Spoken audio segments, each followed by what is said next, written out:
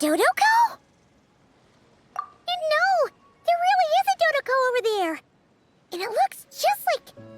It looks like Barbaloth. Oh my, what a coincidence this is. Traveler? Paimon? Why is there something so fishy about hearing such a powerful fortune teller use the word coincidence? Perhaps, but it's no lie. This truly is a pleasant surprise.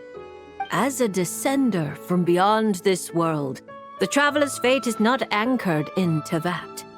Hence why most fortune tellers, including myself, are unable to predict your future. Hence why most fortune tellers, including myself, are unable to predict your future. But happily, this particular coincidence couldn't have been any more fortuitous. I recently happened to glimpse a peculiar omen. And since I had some free time, I decided to perform a brief divination and follow the omen's course. Just for a spot of fun, you understand. Oh yes, and while I was following this omen, I caught a few ethereal threads of fate and glimpsed the faces of their owners. Here, take a look for yourselves.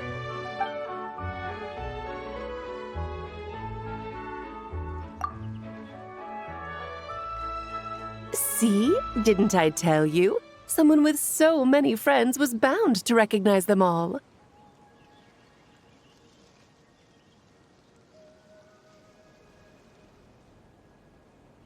Hi, you two. It's been a while, hasn't it? I thought I'd lend a hand with Barbie's divination. Indeed, if Alice hadn't insisted, I'd have treated these names as minor variables and discarded them from the divination. But then you would have missed out on this fun little excursion, wouldn't you? Besides, as mages, we couldn't possibly disappoint the little cuties involved in the prophecy now, could we? It's the dream of every child to receive wonderful gifts, go on grand undertakings, and watch mysterious prophecies unfold. Which is all to say, we simply had to see this one through. And there's no point arguing with Alice.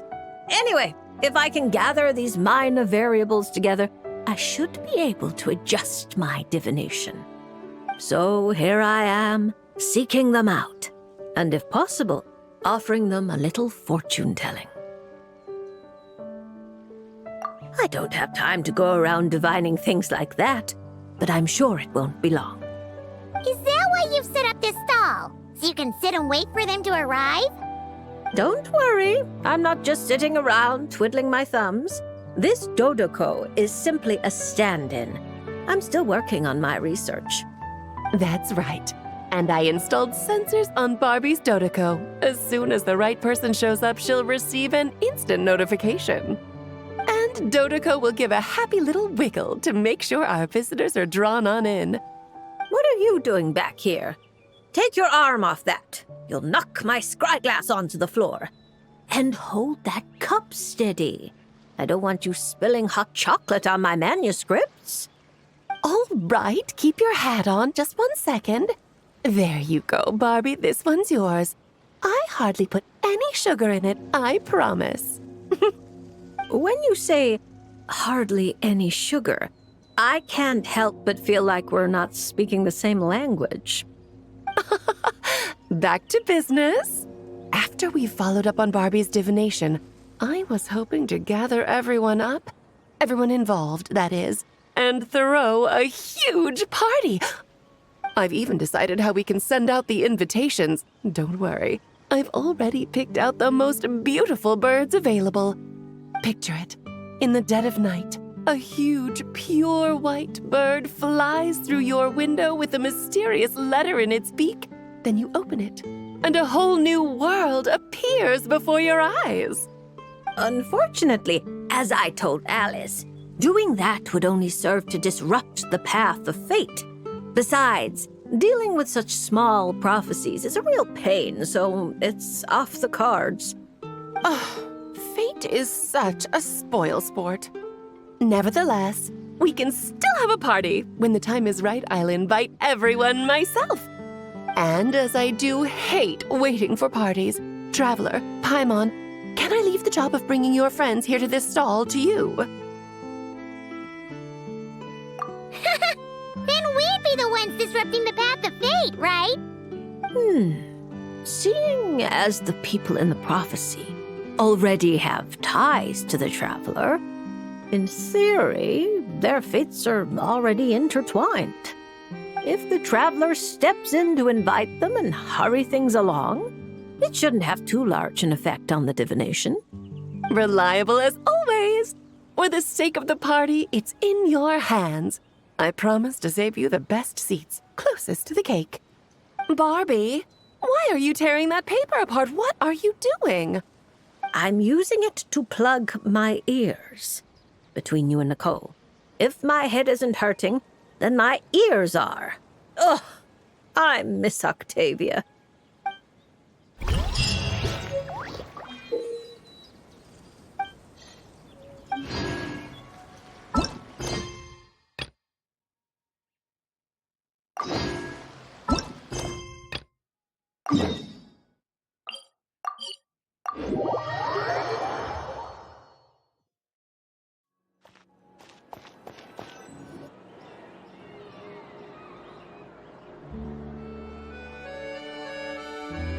See? Told you they'd be here. Xavier! Oh, and Shiori and Farina too! Hydro Archon above!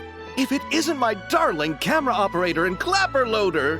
A very happy Fontinalia festival to you as well!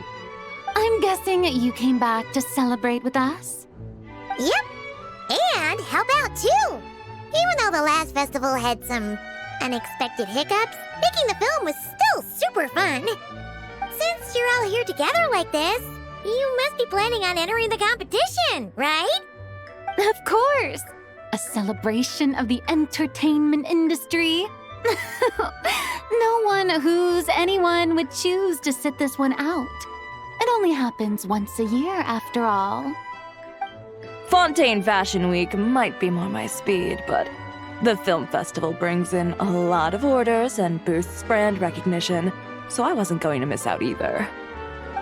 A few new awards have been added this year, too.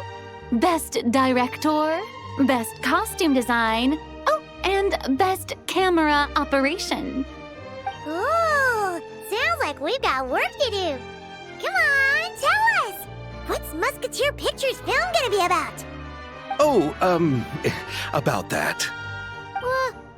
What's wrong, Xavier? What's with that look? Oh, man. You weren't scammed by some shady investor again, were you? No, even I'm not naive enough to fall for something like that again. Besides, thanks to the fine people here, Musketeer Pictures has more than enough funds to shoot without investors. And yet problems persist. Huh? What do you mean? Well, we were planning to replicate our past success and shoot a film based on a popular novel. But as we were holding auditions for the female lead earlier today, a striking young mademoiselle wandered in by accident. Her disposition was simply ethereal, the look in her eyes somewhat melancholic. Oh, I wish you could have been there. The awe I felt can scarcely be put to words. You had to be there, friend. No matter where she stood, it was as if her surroundings, even the air itself, turned into the perfect shot. Guess you found your lead actress then? No, quite the opposite. My script is entirely unworthy of her. I fear it is. Nevertheless, I couldn't help but approach the mademoiselle to ask about her background and what brought her to Fontaine. What did she say? Sadly, she said her best friend was gone. After returning to her own homeland not too long ago, she decided to visit where her friend was from to remember them better. Oh, no wonder she looked sad. Yes, but that's when it struck me. Why not cast her as the lead in a film centered around her search for this old friend? Huh? You're gonna rewrite the whole script? But is there even enough time? Isn't the prep work super complicated? We might not finish. Think about the difficulties we faced with the Two Musketeers. We had to start from scratch back then, too. I'd say we're ahead of the game this time. Guess so, but Don't worry, Paimon. Shiori and I have evaluated the proposal, and we support Xavier's decision. I won't really need to start on the costumes until the cast is finalized, so it's not too much extra work for me. Oh, fair mademoiselles. How can I ever thank you? Finishing the script would be a start. You know, compared to a commercial popcorn flick, I do prefer the idea of shooting a more artistic film. One that leaves a profound and lingering impact in the hearts of the audience. I agree. True trendsetters are the people who dare to go against the grain. wow! Leave it to Director Farina to have a vision.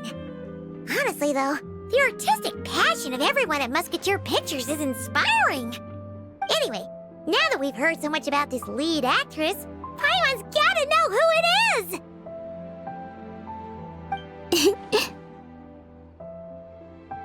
Ah! Columbina! What are you doing here? Hello. I was just walking past when I heard you talking about me, so I came over. Huh? You know Miss Columbina? Of course! Wait a second.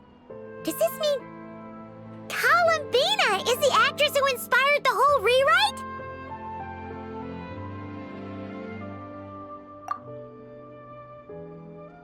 Yeah.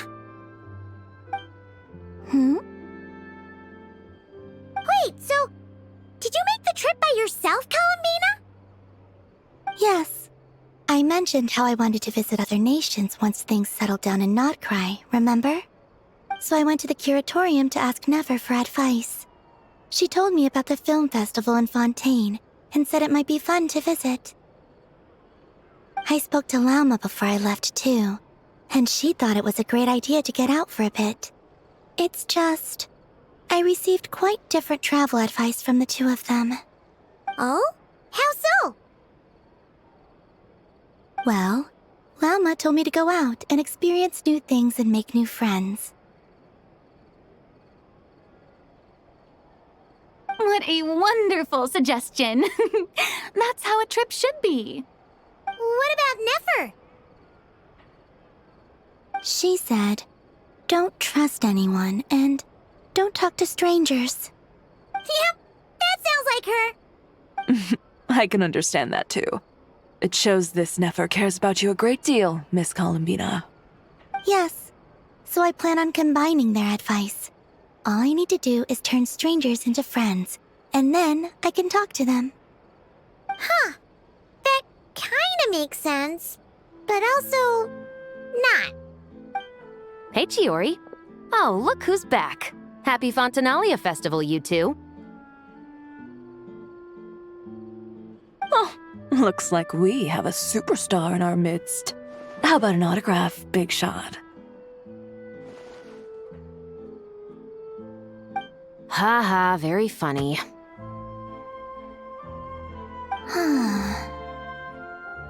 All settled then? Yep, the Duke gave his blessing, and I cleared it with the Udex. During the festival, inmates with good behavior will get a chance to spend some time on the outside. Under the stringent supervision of the Special Patrol, of course. Risley! It's been a while. Happy Fontinalia Festival! Does that mean Veronique and her brother will be at the festival? During a specific window of time, sure. Doesn't hurt to give the inmates something to look forward to. A little sun'll do them some good, I think. This is a friend from your travels, I'm guessing. Thought I heard something along those lines? Right! We should make some introductions, huh? Chevros, Risley, this is Columbina, a friend we met in Notcry. Welcome to Fontaine, Miss Columbina. I bet the weather's been quite an adjustment. Yeah.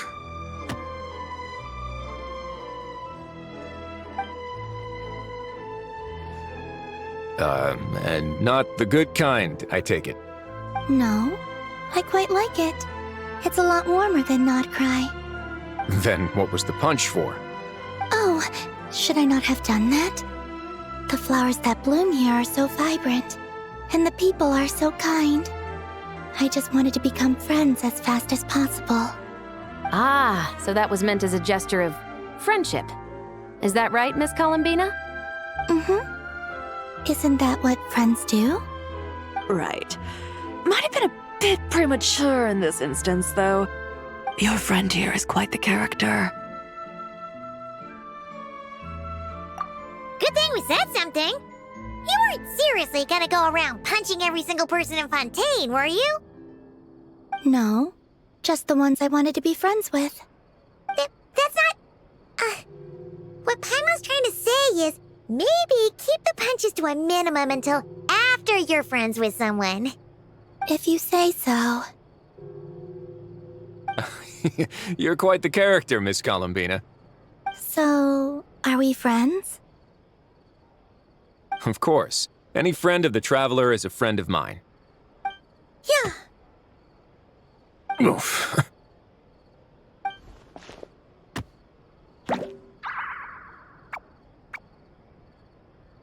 When it comes to friends, you sure know how to pick 'em.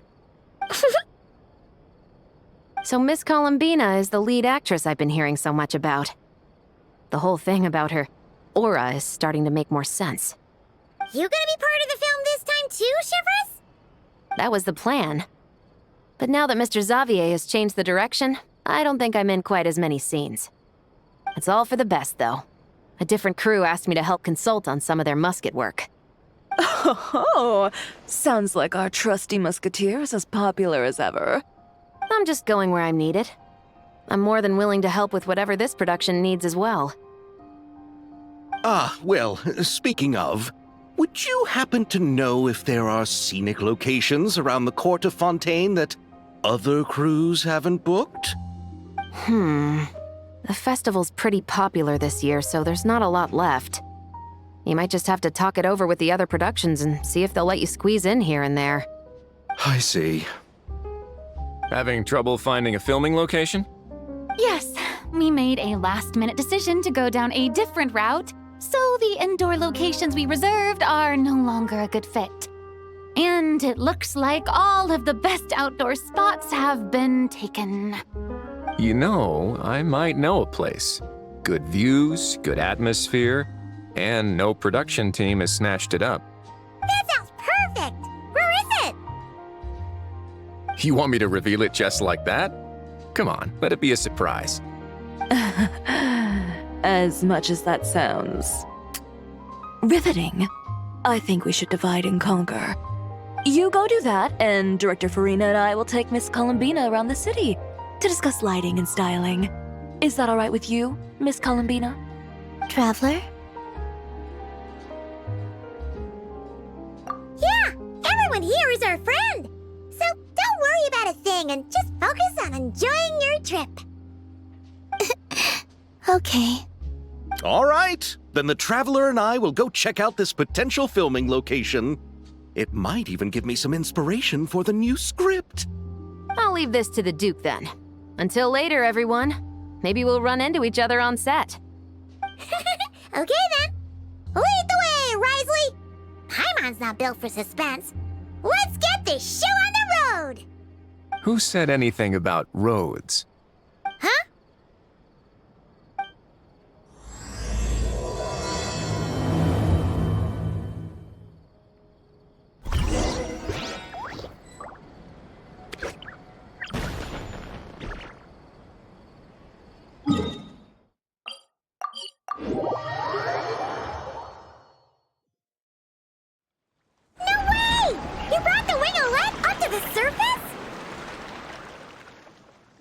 It'd make quite the grand backdrop for a film, don't you think? Paimon's more focused on the fact that this thing is supposed to be underwater, inside the fortress of Meripede. True. And keeping up with the maintenance on a vessel this big is a lot of work. It takes a crazy amount of manpower just to keep it up and running. Oh, Paimon kind of thought it just sat there until you needed it. I wish it were that simple. The truth is, the maintenance costs on this thing are substantial, so we decided to rent it out during the festival to earn some extra mora. Besides, the inmates are the ones who keep it in good shape. Seeing the fruits of their labor put to use is a good form of social rehabilitation for them. Huh! You've really thought this through. What you think, Xavier? Is this a good place to shoot? Ah, I've got it! Good messieurs and mesdemoiselles, I've got it! Gonna take that as a yes. The beginning is the hardest part, and the opening of this film has been eluding me, but now I know just how it should start. Glad to hear it. Thanks for bringing us here, Risley. Don't thank me just yet. This isn't quite a done deal. Huh? Not a done deal as in someone already rented it out? You said no other production teams had snatched it up! This person isn't affiliated with the production team. The rental fee was high enough to scare off plenty of other film crews, but she didn't blink. Made quite the generous offer, and didn't even attempt to haggle. Do you know what she plans to use it for? I'd like to at least have a rough idea before going in to negotiate. I didn't ask for the details, but I did see what looked like a fishing permit and a business license on her desk. My guess is she's planning on using it for some kind of restaurant or aquarium. A floating restaurant is sure to attract people, but an aquarium sounds cool too. The views from the ship make it a great spot for a date. The winglet might not be under my command right now, but it's always nice to see her admired. A film is sure to drum up some good publicity as well. I do hope we can work something out with the current captain. Well, guess we should head over and talk things out then. Best of luck.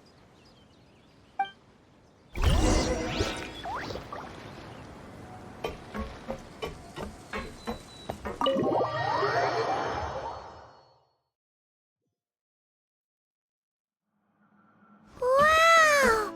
The winglet seems even bigger up close. The rooms are so spacious. Wonder who rented it out.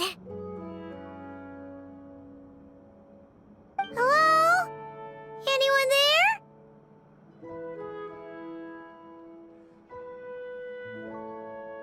Perhaps the captain had business to attend to elsewhere. But why rent such a massive boat just to have it sit here without even leaving so much as a note?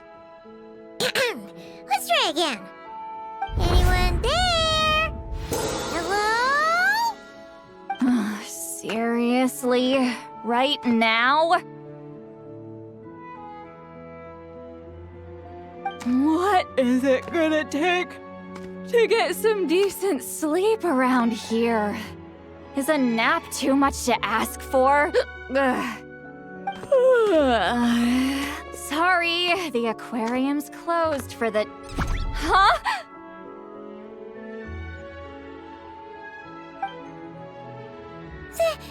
See Lolly? Traveler! Paimon! Hold on.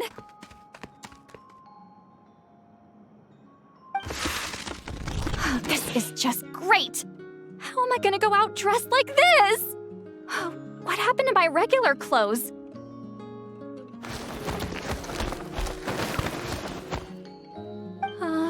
The wash! I put them in the wash after I drank too much and fell into the fountain. Oh, this can't be happening! Am I seriously gonna go out like this? Think we might have caught her at a bad time. See Lolly? I don't want to hear it. Hear what? A single word about what I'm wearing. No comments, none. Is that clear? Oh, yep. Crystal.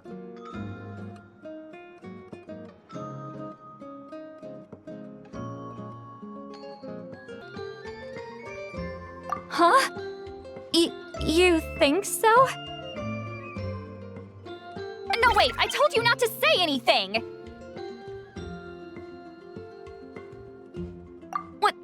What was... her thoughts. I heard her thoughts. How could I forget about that? This is so embarrassing. I seemed a little too pleased to get that compliment, didn't I? Wait, the mind reading went both ways. Does that mean the traveler's hearing all this too? You clearly did! Huh? What did we do? Paimon's not following. Nothing. It's nothing. Let's just move on. Did you need something? You're not here alone, I see. Hello, I'm Xavier, a film director and producer from Fontaine. I meant to introduce myself sooner, I just didn't want to, interrupt. No wonder we ran into each other in Fontaine of all places. You must also be in town for the festival then. That's right. We're helping Xavier with his film. In fact, we were hoping to shoot some scenes on this boat. You're the one who rented it out, right, Seed Lolly? Me? Rent a boat? I wish I had that kind of spare cash floating around. Not to mention the spare time. Don't get the wrong idea, though. I'm not here to sail off into the sunset and live out some cushy retirement life, okay? I'm not that old. Then why are you dressed like... how did you end up staying aboard the Wingolette? Well, I heard one of my favorite light novels was getting turned into a film, so I came to Fontaine to catch the premiere. Originally, I booked a room near the Opera Epiclese, but I'm quite particular about where I sleep these days. I think it's an age thing. And that bed? I just couldn't sleep in it. I tried to find a different hotel, but with the festival, everything was completely booked. Just as I was worried I'd have to sleep under a bridge or something, I happened to spot a help wanted sign on the side of the road. Oh, so you're here to take care of the boat? No, I was hired to man the front desk. The pay is a bit low, but food and drinks are covered. And it includes room and board during the festival. Plus, the job is simple. So I thought I'd give it a shot.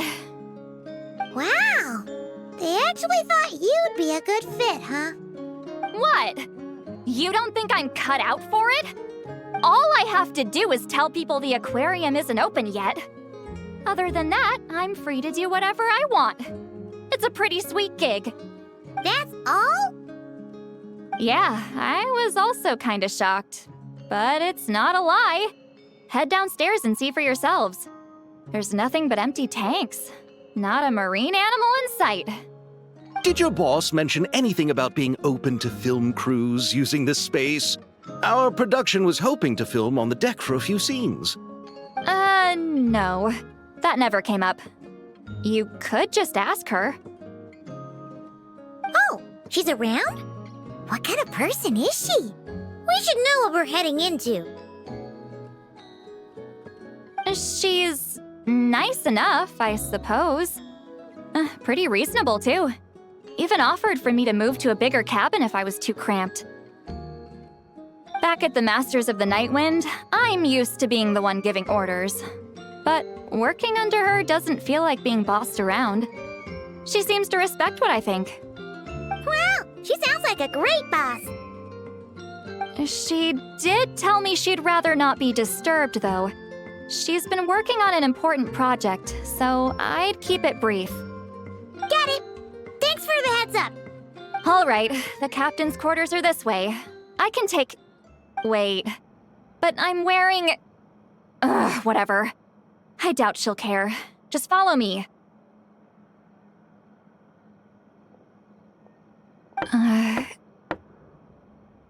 Miss Guillotin? These visitors were hoping to ask you about something.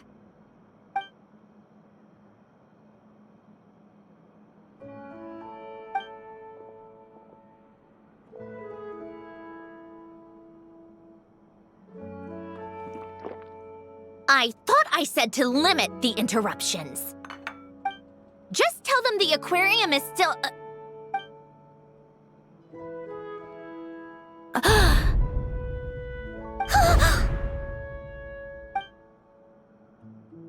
Sandrone, you're here? Huh? You know each other? Are you okay, Sandrone? Do you still remember us? Everyone was so upset after what happened. We all missed you so much.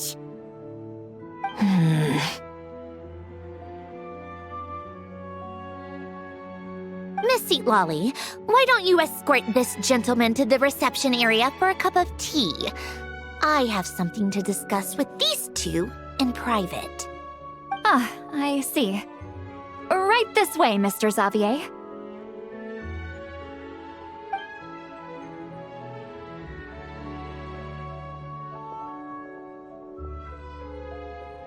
Sandrone? I really can't go anywhere without running into you two, can I? Are you okay? During the battle, your core, it was...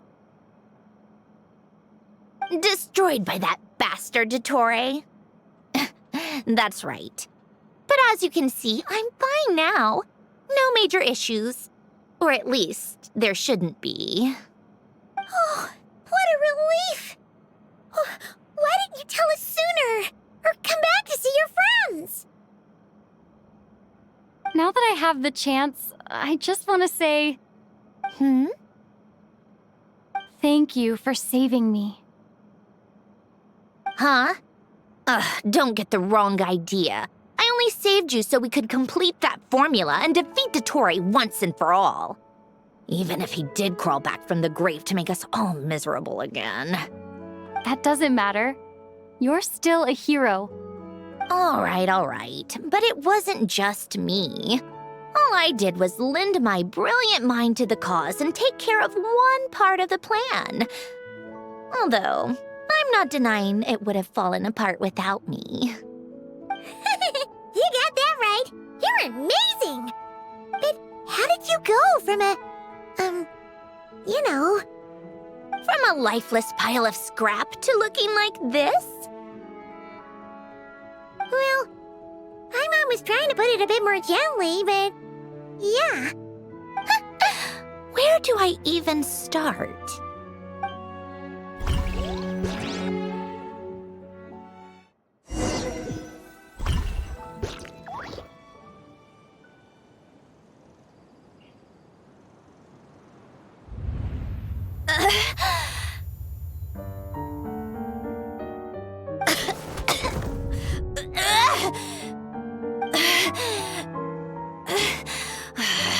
Curse it all!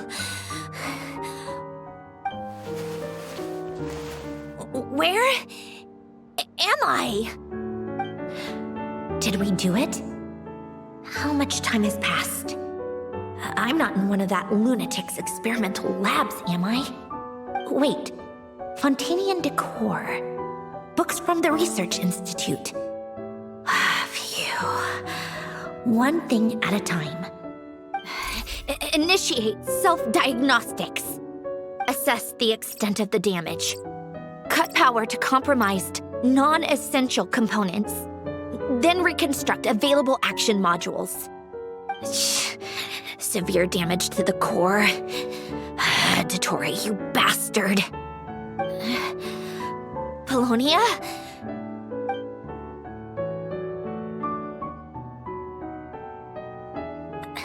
Polonia, wake up! Activate!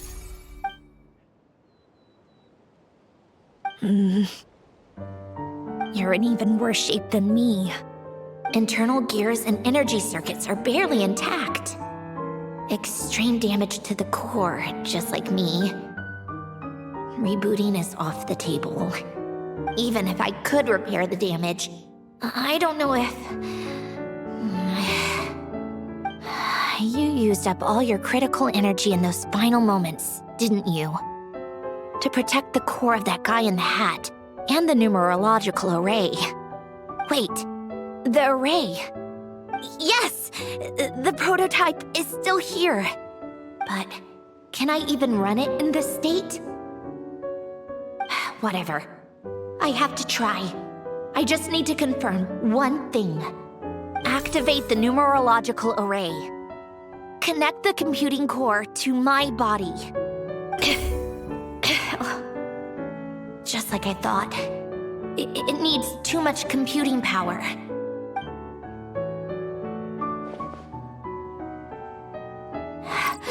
Cut off power supply to all functions except the thinking module. Please. I just need to ask one question. Initiate query regarding the 3 Moon Sisters. How many living moon goddesses are there in possession of the Trilunar Authority? 1. It worked. You did it, Columbina. You made it back. But how did I survive? The self-diagnostics showed damage severe enough to shut me down for good. What triggered the reboot? A built-in message? Only visible after a core reboot. The final gift. Alen! Were you the one who gave me the second chance? But why now?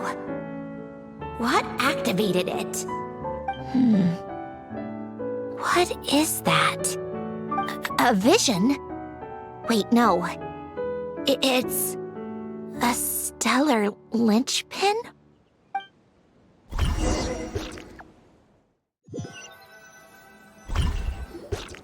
A stellar linchpin? What's that? You can think of it as a rare kind of vision. As for what causes one to manifest, well, that's still unknown. But in Snezhnaya, or in Afatui's research at least, it's believed to have some connection to the Third Descender. The Third Descender? We knew his remains were used to create the Gnosis, but this is the first we're hearing about a stellar linchpin. You knew about the remains? Right, of course. Look who I'm talking to. Yes, the Heavenly Principles used the remains of the Third Descender to create the 7 Gnosis as a means to consolidate the Archon system. Visions result from that same system, so extrapolating from there, it's clear that the manifestation of a vision is also, to some extent, related to the Third Descender. Still following?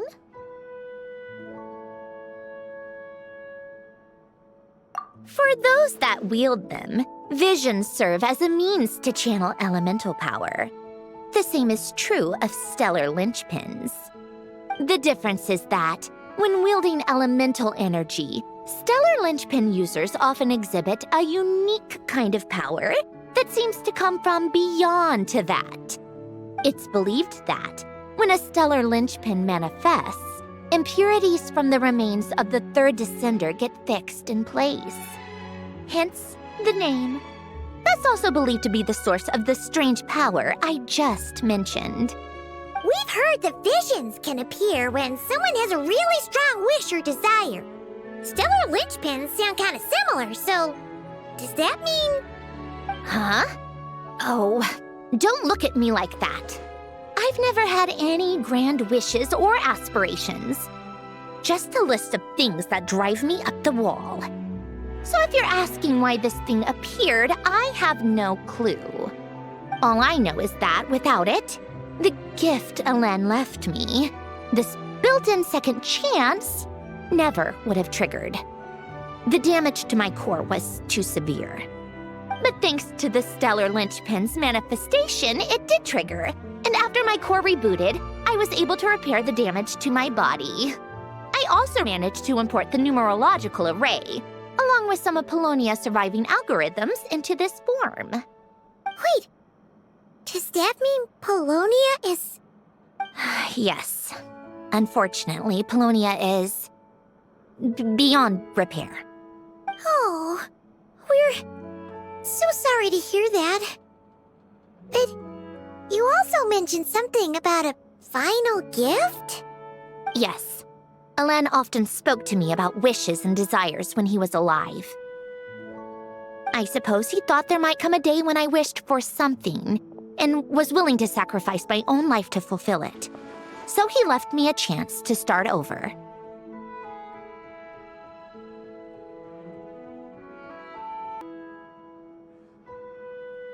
No, never. Alain once said I was his proudest masterpiece. That might sound boastful coming from me, but it's also an undeniable fact. After Alain died, I started studying how Polonia and I worked. Polonia is essentially a computational machine, so it wasn't difficult to figure out the mechanical principles there. But when it came to my own structure, that's when Alain, the Lord Artificer's true greatness, struck me once again. I attempted to imitate it when I created Catherine, but in the end, she turned out to be nothing more than a superficial replica. What? But his creation skill, Catherine, is super impressive. We were shocked when we first found out she was a puppet. No, she's nothing compared to what Alain was able to create. Some of the mechanical principles of my own core are still a complete mystery to me. Keeping that gift hidden wasn't even a challenge for him. Just a shame I had to waste it on fighting Dottore. I just couldn't stand the thought of him coming out on top. If you put it that way, the world owes me a whole lot then, doesn't it? Wait, but all this still doesn't explain what you're doing here. Risley said you rented the ship and even had some kind of fishing permit? That's because I'm trying to go back to the place Alain and I lived when he was alive. My former home, I suppose you could say. The second chance wasn't the only part of the gift. According to the message, Alain left me a few other things that are stored in the house we shared together. I'm hoping that whatever he left me can help fix certain anomalies in my rebooted core. And help me understand why I received a stellar linchpin in the first place. Okay, so go back then. What does that have to do with fishing? And to think I'm talking to the saviors of Fontaine. Did you forget that the water levels have been rising for centuries? I can't just go back to the place I used to live because now it's underwater. Oh, right. With the rising water levels and changes in terrain, it's not just a matter of finding where it is, but also clearing away any sediment or debris. But Fontaine law prohibits unauthorized individuals and organizations from excavating underwater ruins. A Melazine caught me the minute I even made an attempt. Why not apply for authorization then? And face the endless slog of Fontainian bureaucracy. No thanks. Besides, I'm a Fatui harbinger. The diplomatic implications alone would be enough to give the gestionnaires at the Palais Mermonia a headache. A fishing permit, on the other hand, isn't difficult to obtain at all. Minimal paperwork required, and under the name Guillotin, the application was a cinch. So you're exploiting a legal loophole? Am I? That underwater home belongs to me. If I happen to chance upon it while doing some fishing, what's the issue with that? Of course, I do have to catch some fish to put in the aquarium, just in case the gestionnaires come to check up on things. That's also the reason I hired someone to man the front desk. Huh? But isn't that kind of a waste? He went to all the trouble of getting a business license and rented out this giant ship, just for show? If you want to run an aquarium that bad, be my guest. Use the facilities however you want. I'm certainly not going to stop you. All I want is to go back home and see what other gifts Alain wanted me to inherit. Hold on. Enough about me. What are you two even doing here?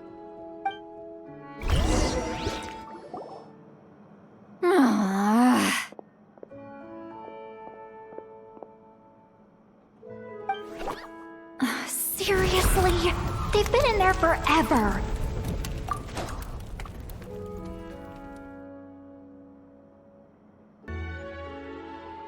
The reaction when they saw each other was strange, to say the least.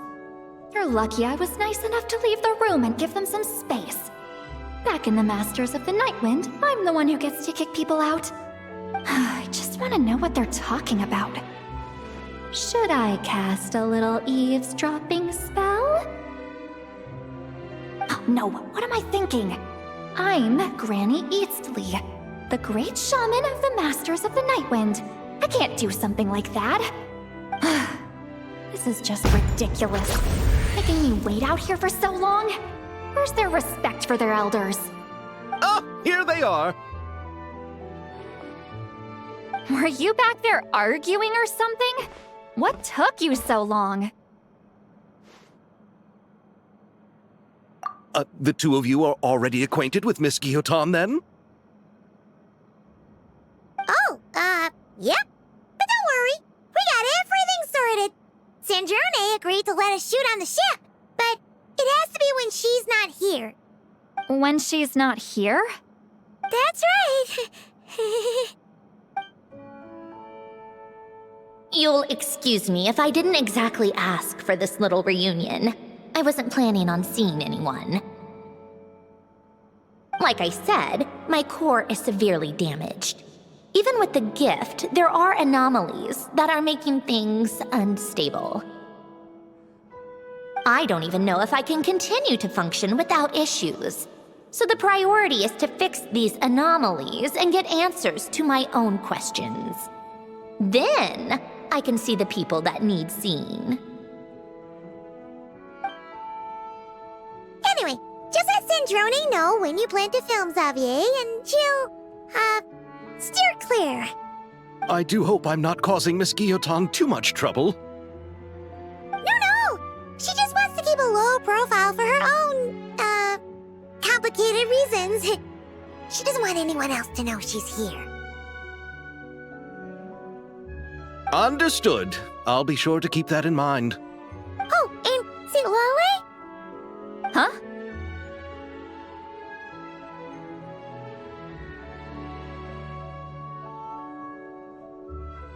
You mean Miss Guillotin? What does she want? Oh, please don't let it be about the pajamas. What? The seventh of the Fatui Harbingers? Why are you telling me all this? I asked the Traveler about you, and I've decided it's best to be open in this instance. I can understand if you would rather not work for a Harbinger. Regardless, the room on the ship is yours to keep. You're an acquaintance of the Traveler, and I plan to honor that. Wait, she's actually nice? It's not a problem. The captain also worked for the Fatui, and he helped Natlan a great deal. We know that there are good people among your ranks.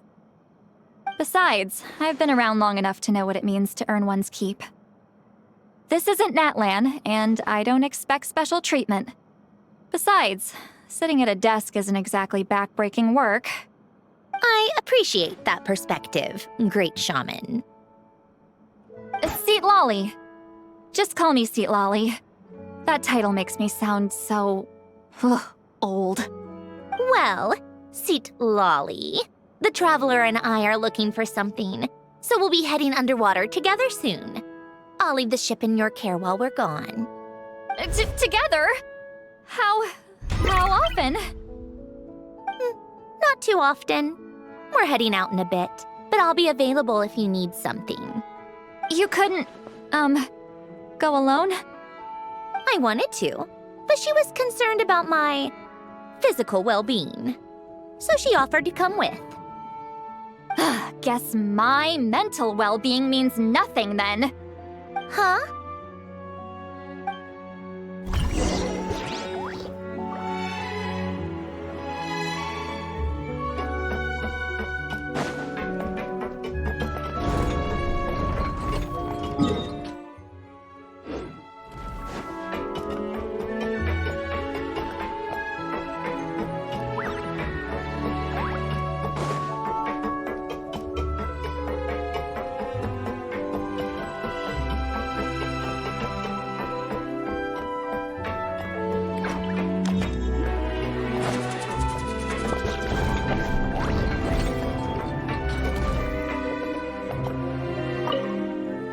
All right. Our first stop is the Barrel region. After Alain left the Fontaine Research Institute, he lived in seclusion somewhere around there.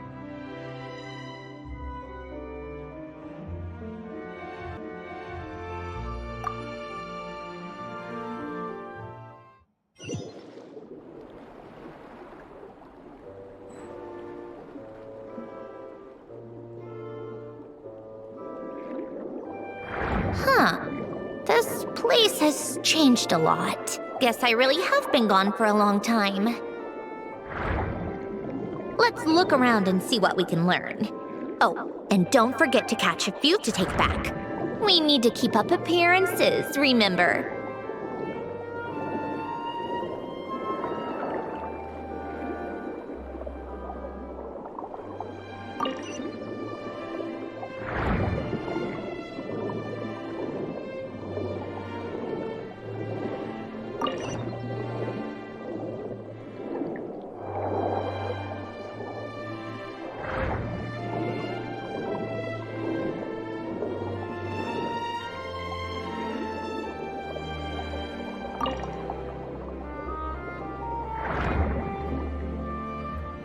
Poisson isn't too far from here, right? It's all a bit nostalgic, I guess. Back when I lived here, all this was still above water. All right, I have a general understanding of the terrain changes and sediment accumulation. We can stop here for now.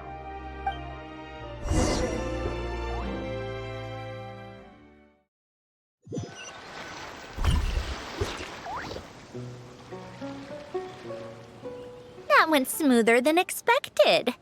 I appreciate the help. No problem. You doing okay though, Syndrome? Seeing your home look nothing like you remember, that can't be easy. I'm fine. Times change. People change. That's the one thing you can actually count on. I made peace with that a long time ago. You should head back and put them in the aquarium tanks. We finished ahead of schedule, so your crew is probably still on the ship. I'll follow in a bit. Right. Xavier said he was gonna test out a couple of shots.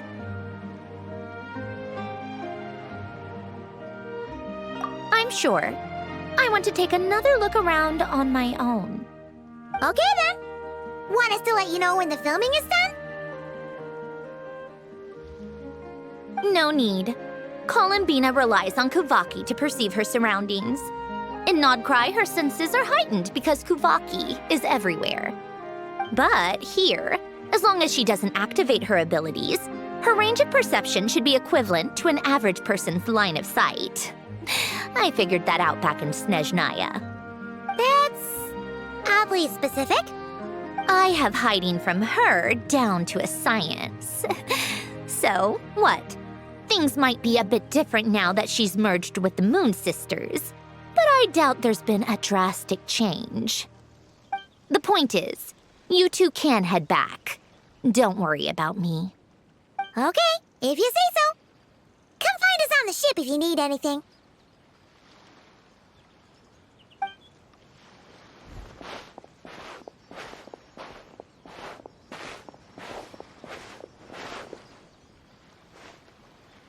What did you leave for me, Alain?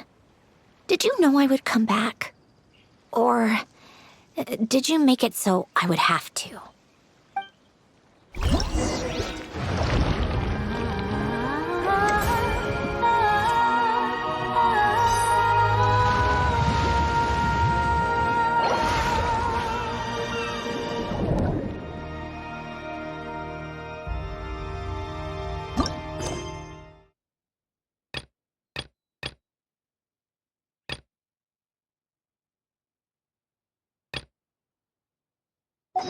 Xavier,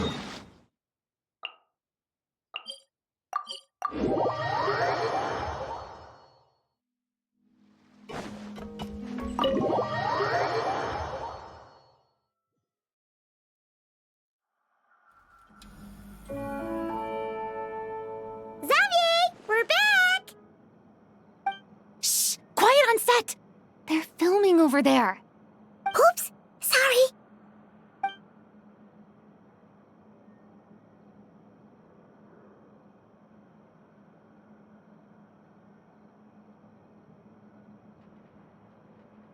What's your take, Detective? Bullet wound to the chest. Gunpowder residue on the clothes. The victim must have been shot at close range. You think it was someone they knew? Yes. It's possible the suspect arranged for them to meet at this very spot. A reasonable deduction. But you're overlooking a crucial clue. What? The victim's pocket watch is missing. And cut! I think we got it! Good work, everyone! Phew, finally. Acting was nerve-wracking for me when I first tried it too. Just loosen up, and you'll get used to it in no time. Chevrus! Charlotte!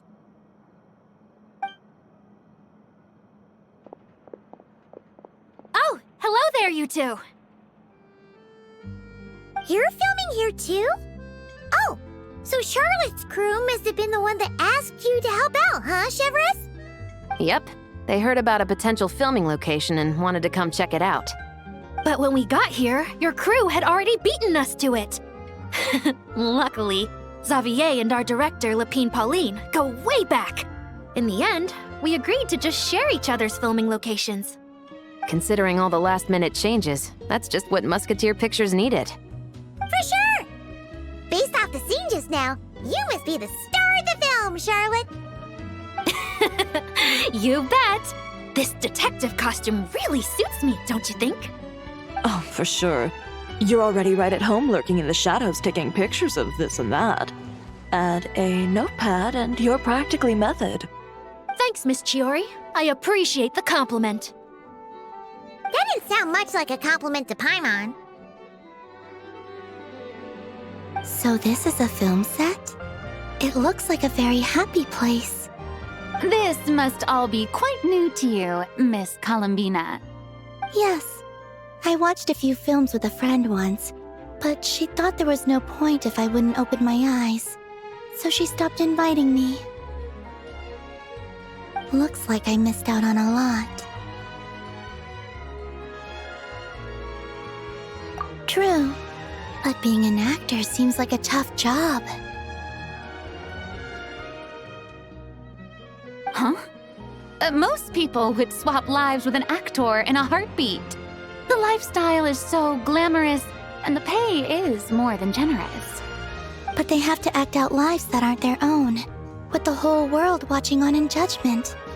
If they don't do it justice, it must feel like they're letting people down. That's exactly how it feels. This young lady has quite the unique perspective.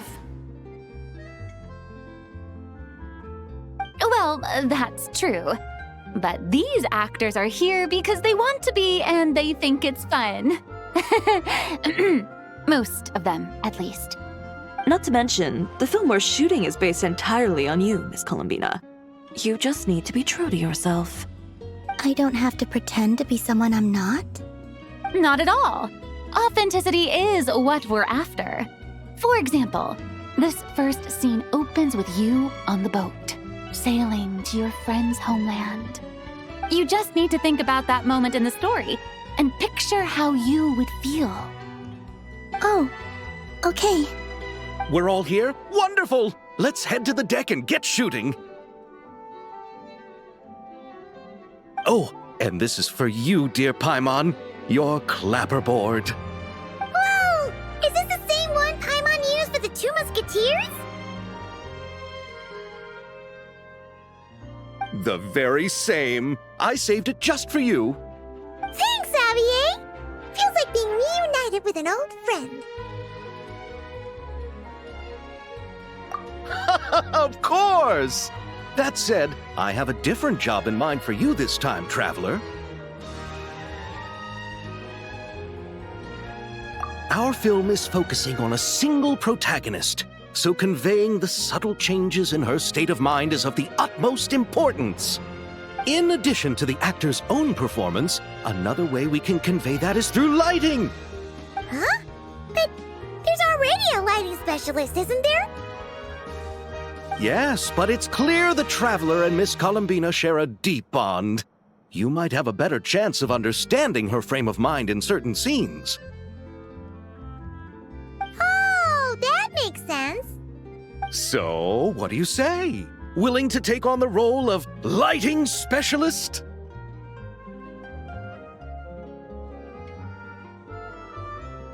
It's settled! I leave the job of translating our leading lady's inner thoughts in your capable hands.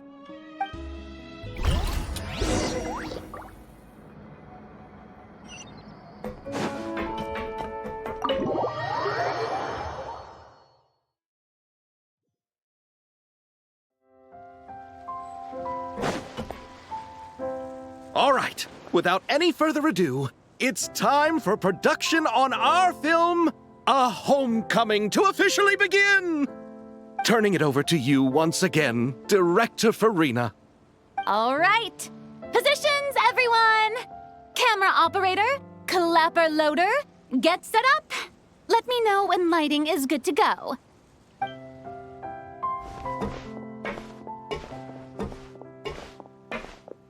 All you need to worry about, Miss Columbina, is hitting your mark.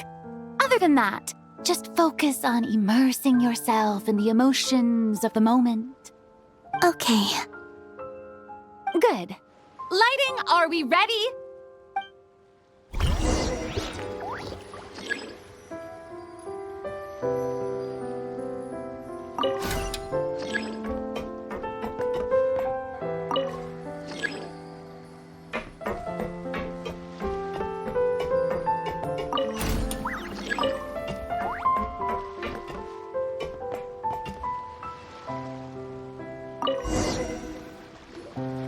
Ready.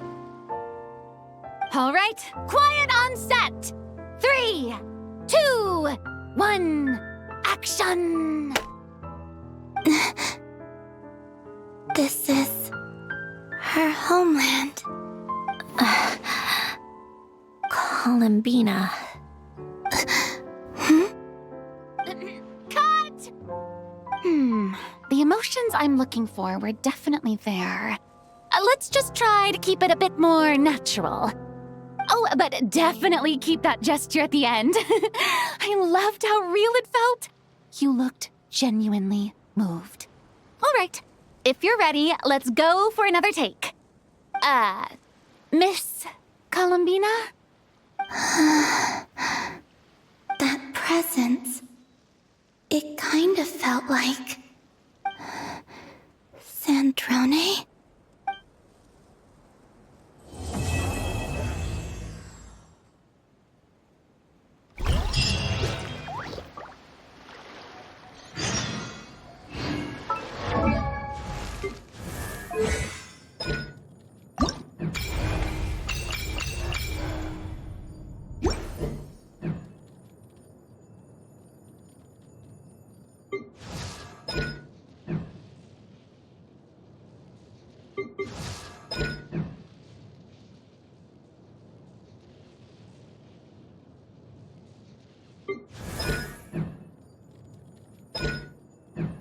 Something you wish to report? Go on. You have my undivided...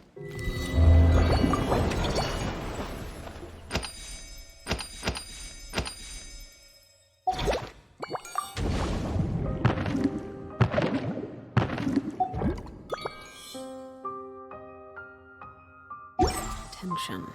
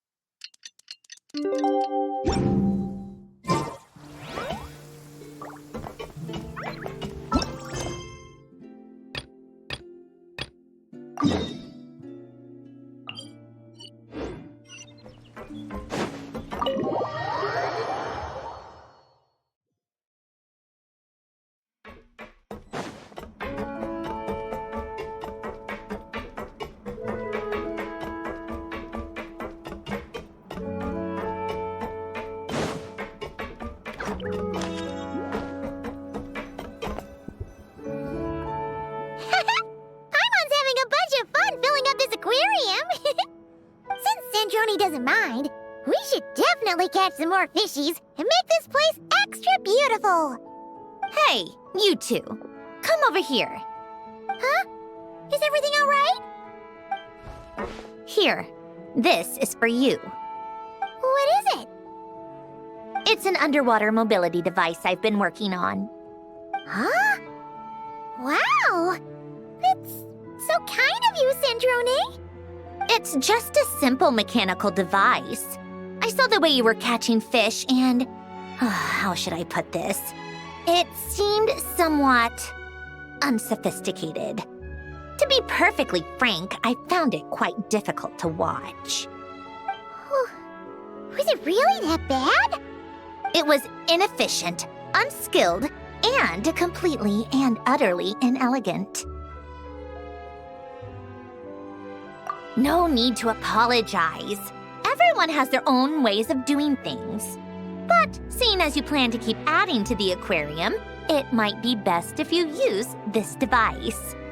The waters of Fontaine are home to more than just harmless ornamental fish. There are plenty of predators who could do you some real harm. This device will not only help you fish, it'll also help you flee. All right. Oh, and if you're going for a swim, go now. And don't forget to tell me what you think of the device. I can always make more adjustments if you have any feedback.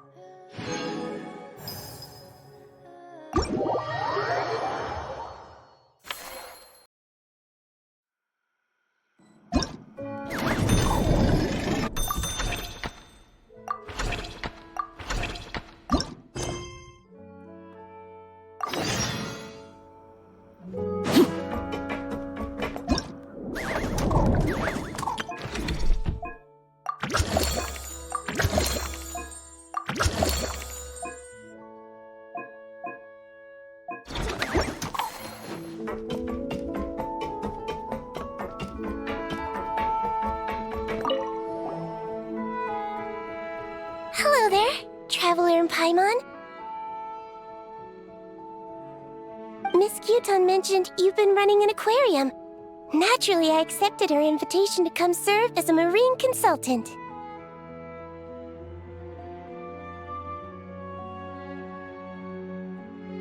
Great! With Head Nurse Siegeween around, we won't have to worry about the little fishies getting sick. Since you asked me to look after the animals at the Chevalmoran Film Fantasyland, I've picked up a few tricks of the trade. It turns out looking after animals isn't all that different from caring for patients. Well, the well-behaved ones at least. But that's the thing. Not all fish are well-behaved. So on top of looking after the ones you already have, I have a few ideas for inpatient therapy that I'd like to discuss. The word from Officer Seaseth is that certain wild fish have been getting unusually aggressive lately. Apparently, they're attacking other creatures, as well as divers and even small boats. I was wondering if we could invite them to the aquarium for some rest and relaxation. At the very least, it'll keep them from causing any more trouble. Once they're here, I can look for a way to cure their sudden bad temper. That way, we can help the fish and the waters return to normal. And you can add some unique guest performers to your aquarium. What a wonderful idea! All right. I'll give you all the intel I have on where to find those aggressive fish. The rest is up to you.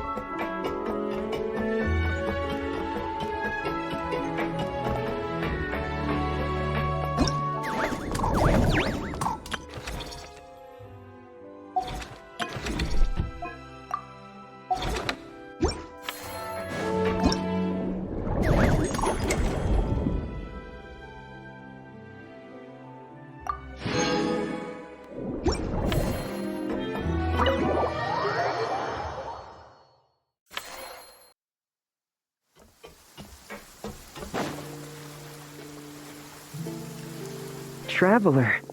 Paimon. It's been such a long time. Fremini! Why are you wearing your diving helmet? Things down there have been a bit hectic lately. There are so many more divers right now, all in a frenzy to salvage sunken cargo. All I can do is try my best to lend a hand.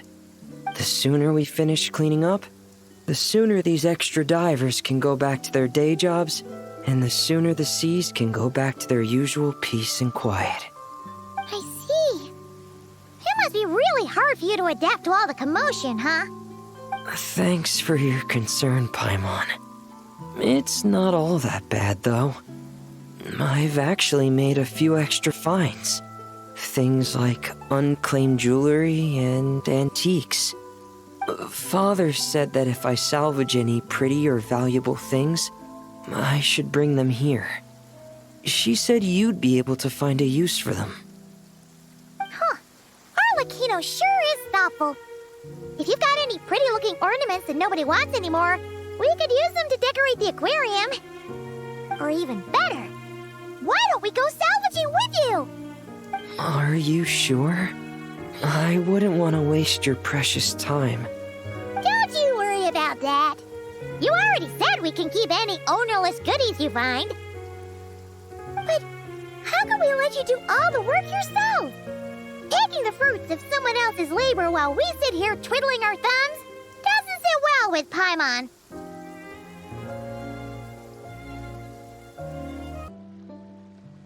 In that case, I'll share everything the other divers have told me. Hopefully, that'll help narrow down your search. If you find anything that takes your fancy, feel free to make good use of it. However, some things are wanted by their owners, so if you find one of those, you'll need to return it. Understood! Please stay safe and don't stray into unfamiliar waters. If you run into danger, make sure to surface as quickly as it's safe to do so.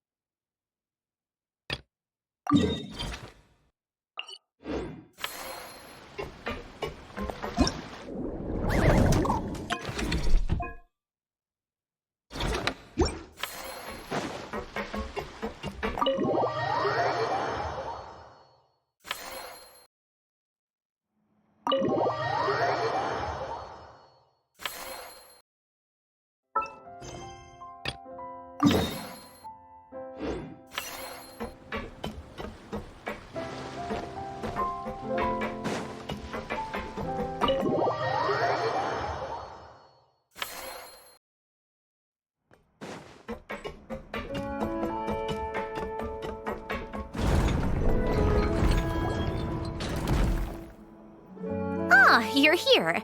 We should get going then. Xavier and the others should be filming soon. How's it going? Have you managed to figure out the location of your home yet? I've narrowed down a few potential locations. We just need to take a sample from each one. Once the equipment analyzes them, we should know the exact location and where to find the entrance. Great! We should get started then.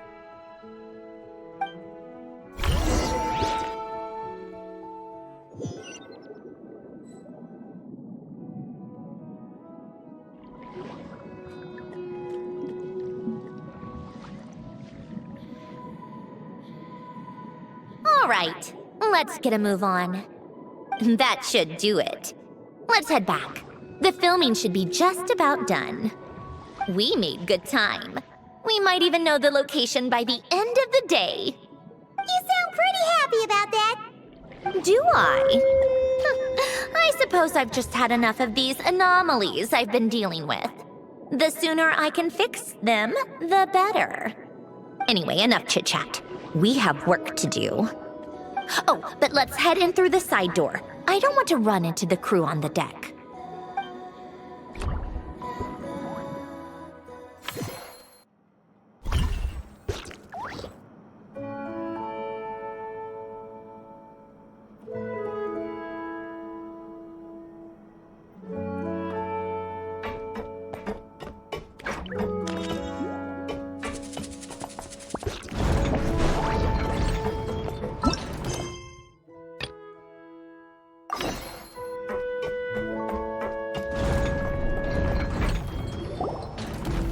Oh, you've been bringing back so many fish lately.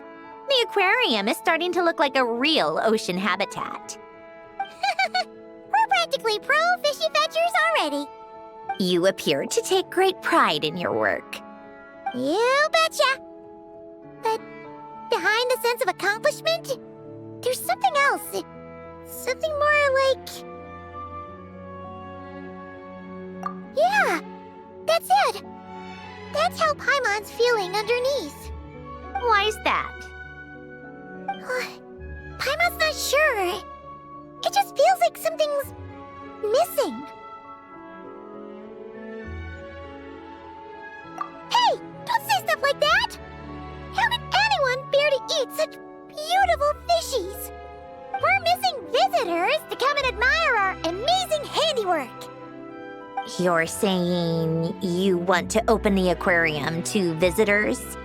Would that not be okay? If that's the case, just leave everything to us. We'll take care of advertising and all the day-to-day stuff. You just focus on your own work. If that's what you want. Huh? We only get 70%?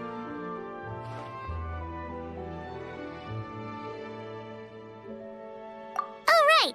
Of course. Sandroni is the one renting this boat, after all. Ugh, you make me sound like some sort of tyrannical landlord. You're putting in the work, so you should get the lion's share. I'm not stingy like Pantalone. So that means you're giving us the all clear? Sure, you have my blessing. Just make sure it doesn't get in the way of my research. Woohoo! The Wingalik Gloop Gloop Underwater Fisharium is officially open for business! Of course, you already thought of a name.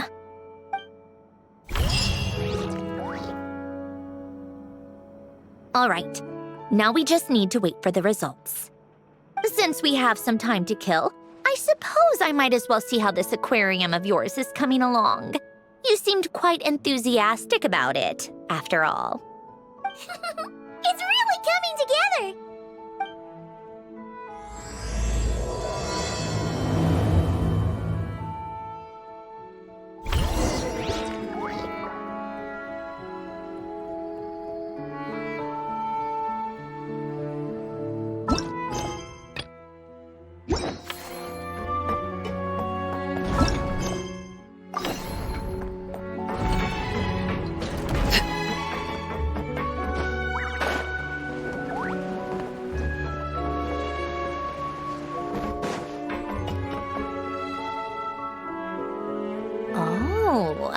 Kind of impressive, actually. These must be the ones we caught the first time we went underwater. Like it? It's fine, I guess. Nothing special. Come on! It sounded like you really liked it just now! You're that proud of it? Is this a sense of accomplishment or something? Well, yeah. And it's pretty! You know it's gonna be gone soon, though, right? What do you mean? After the festival, this ship will be returned to the fortress of Meropide, and this aquarium will be no more. So? So, no matter how much work you put into this place, once the festival is over, it's all just going to disappear. But not making the most of it when we have the chance is an even bigger waste! But if you know it's all going to be gone one day, why even bother? Well, because Because you still get to keep the things you gain along the way. And those are things that can never be replaced. Doesn't that make losing them even harder? well, if you put it like that. But the happy memories we make along the way last forever. You just have to take a more glass-half-full perspective. Not to mention, everything we do here is going to be on film, so it'll still live on in some shape or form. And when you look back on it, only happy memories will come to mind? Exactly! So it's about finding joy in the process itself. Traveler! You're back already? What's wrong with that? You say that like it's terrible news or something. How did you get here?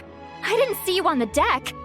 Oh, never mind. We need to help Miss Guillotin hide ASAP. The crew is heading over here to shoot any second. What? They should be done by now. There was a mishap earlier that cost them some time. I was waiting on deck so I could warn you the minute you showed up.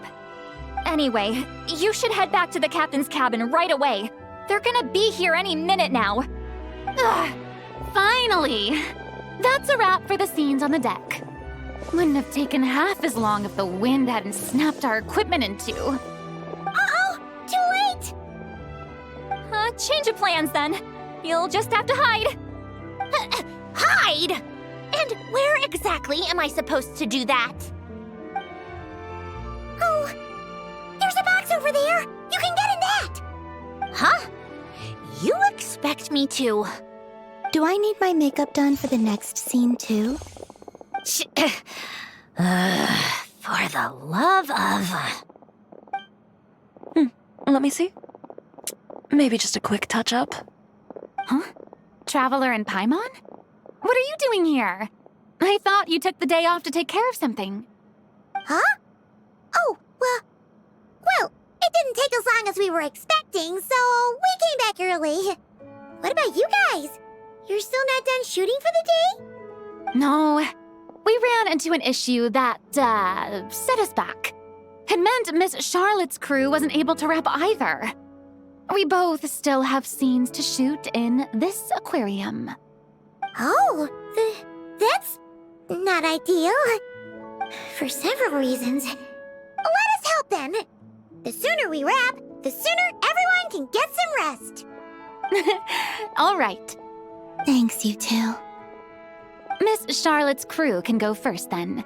If I'm not mistaken, you still have a night shoot later. Thanks, Director Farina! Of course. Fellow artists should help each other out where we can. Agreed. Well then, camera, lights, get set up. Actors, give your lines a quick once-over. Let's try to get this in one take.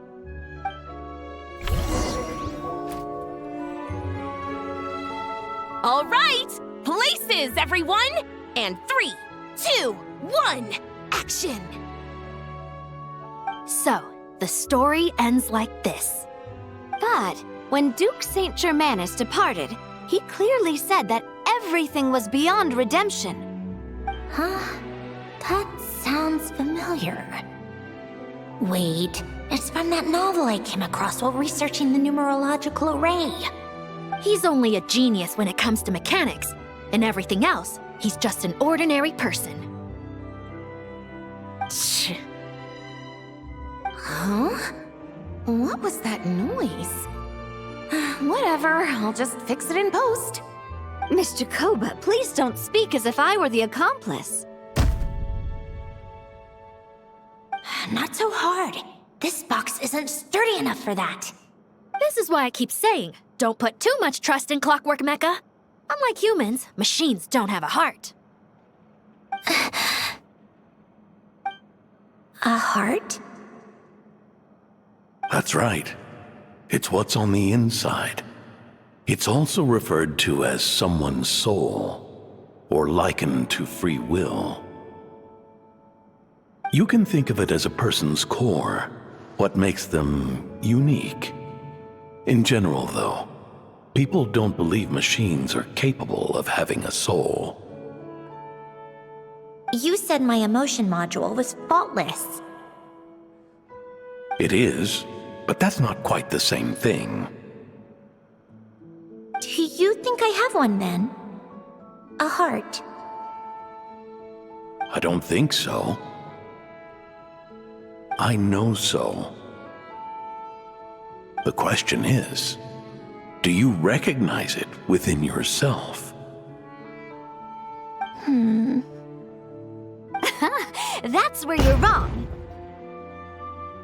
I can't believe this. Forcing me to hide in a box and listen to this drivel.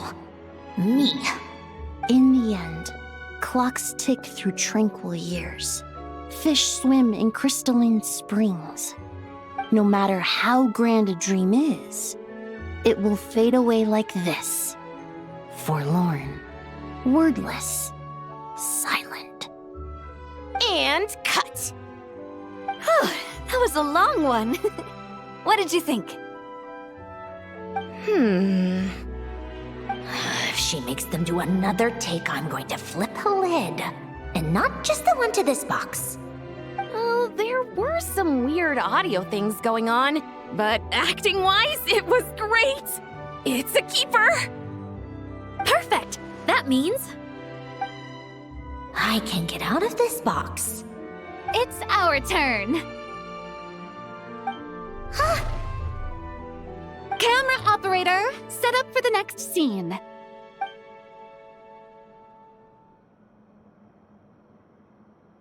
In this one, our protagonist peruses an aquarium in a foreign land and gets swept up in memories of her friend. So, in terms of lighting, that's the vibe we're going for. Got that? Shoot. Paimon thought there'd be a break and Sandrone could slip away. What are we gonna do now?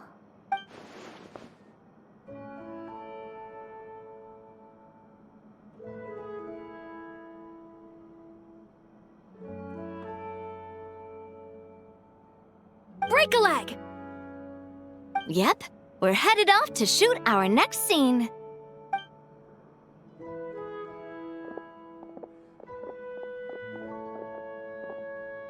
All right, quiet on set.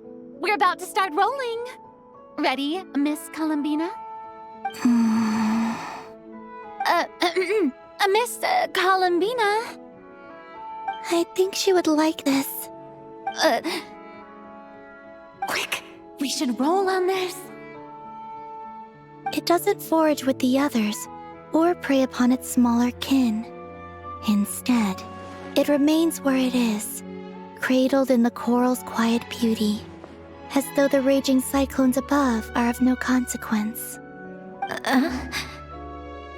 And yet, she still stood before the cyclone in the end. So I think that story has it wrong. She is no different than us. She has a heart. Columbina.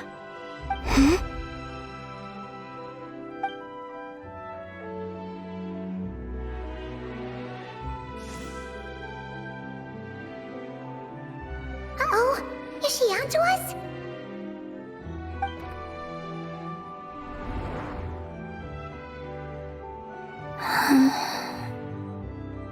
What is she doing?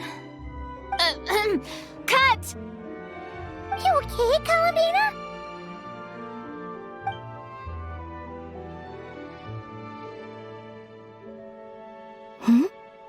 Oh, yes. I just thought... Why don't we take a short break? It's been a long day of shooting so far. That last take was beautifully organic, though. We can use it as is. No need to go again. Thanks, Director Farina. But I'm fine to continue. You're sure? In that case, let's shoot some quick B-roll. Then we can move to our next outdoor scene.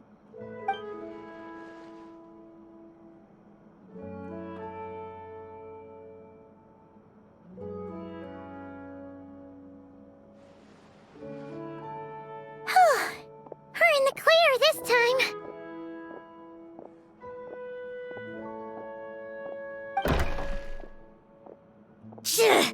Ugh! Absolutely suffocating. You okay, Sandrone? Right as rain. Come on, let's go check the test results. It's time for me to go home.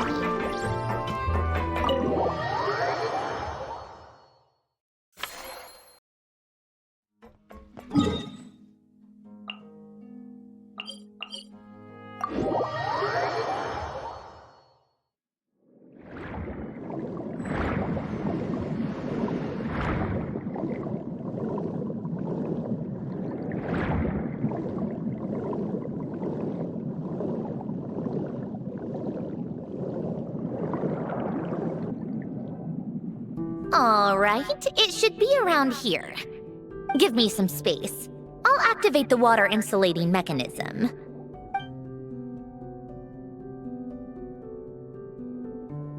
The what? Alain, much like Renee, had long predicted that the water levels in Fontaine would rise. Thanks to his expertise in mechanics, he was able to implement a few simple measures to protect our home from flooding. I told him there was no need, that I would just move when the water rose too high. But it would seem he knew a day like this would come.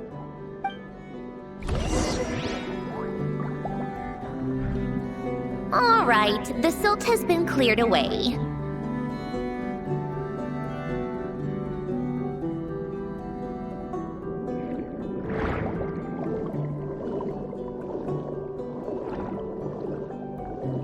Go activate the mechanism for the first sluice gate. That will fill the empty middle chamber with water.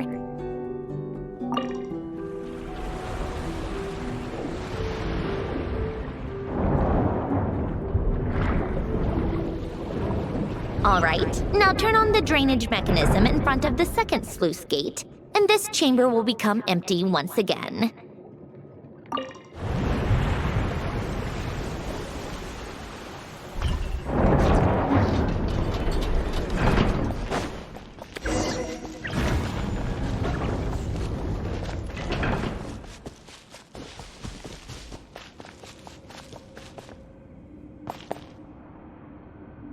So, this is where you used to live? It's beautiful! There's even a garden! Back when I lived here, it was my job to tend to the potted plants and flower beds. Still growing strong even after all this time. Who would have thought?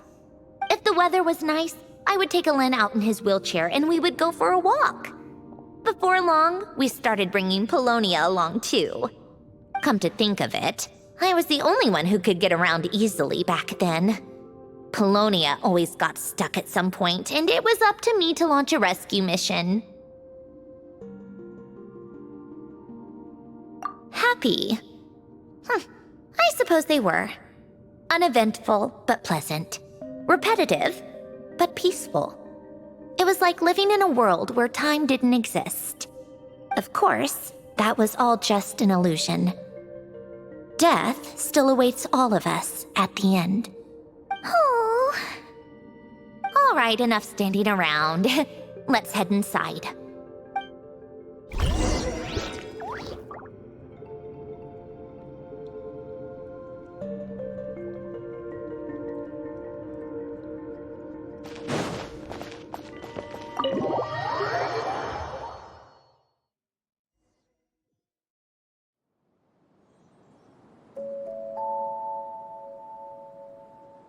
Yep, this place is exactly how I left it. Nothing has changed. What is it?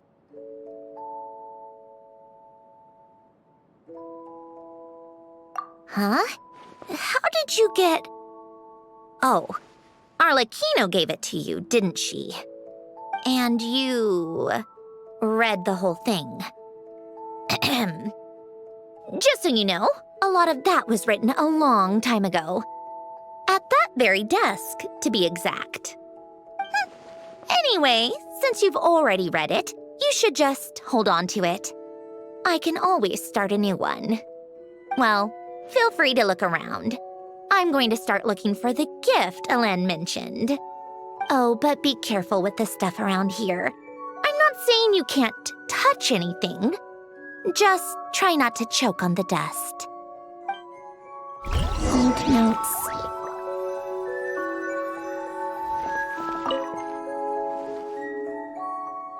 Oh, I played with these when I was little. During the first few months after I was created, I mean. At first, Alain and I would play together, but it didn't take long for me to become unbeatable. So, Polonia and I played together instead.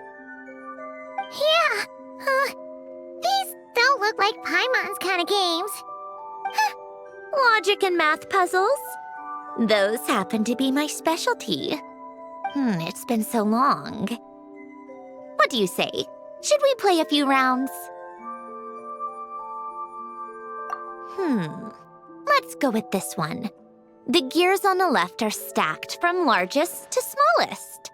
The goal is to move them to the other side in the fewest number of moves. Just remember, you can't stack a bigger gear on top of a smaller one.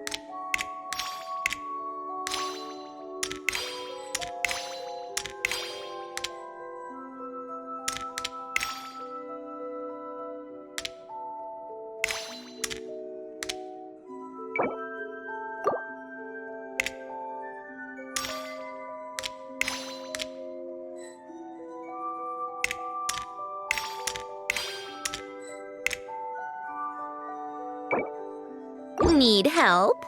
You seem stuck. This should go here, then this here, and done. Well, what did you think of the game? Well, these kinds of puzzles aren't for everyone. I suppose my upbringing wasn't exactly conventional in that sense.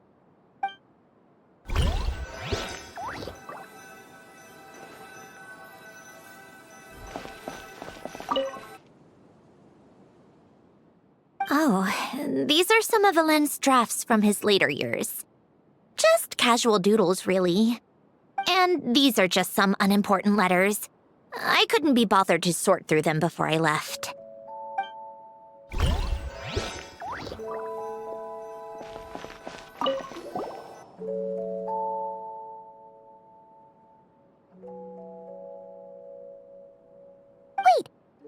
the people in this picture look kind of familiar. Oh, this was taken when Alain and Renee were both still at the Fontaine Research Institute. Before their falling out. In his later years, Alain would often sit by the fireplace and stare at this picture, wearing an expression somewhere between guilt and longing. He said he sometimes regretted not helping his friend when he needed it most, even if just to stop him.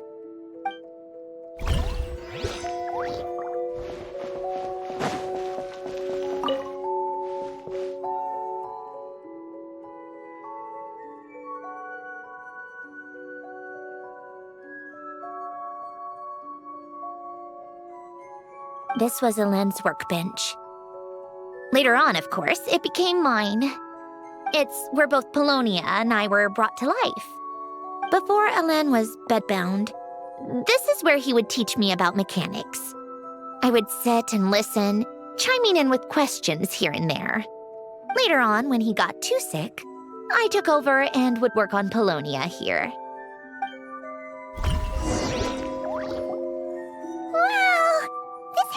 Filled with so many memories!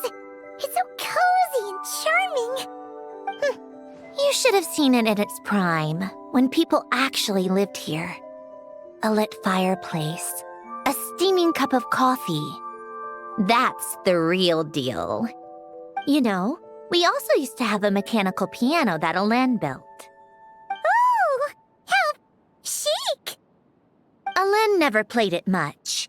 He probably wasn't able to at that point. But I managed to teach myself. Music theory is essentially math after all. Once you learn the patterns, it's not really that difficult. I loved perusing Alain's collection of classical music. The chords and harmonies felt like individual mathematical puzzles. It was fascinating. So I did some composing as well. But as Alain continued to deteriorate, even the sound of music began to grate on his nerves. So I got rid of the piano. Aww. Back then, I assumed a piano was like an ordinary clothing rack, commonplace in every home and easily replaceable. It was only after I left that I realized how hard a good piano is to find. Enough about that. Alain's gift should be just in here. The only things undisturbed before I left were a few of his personal belongings.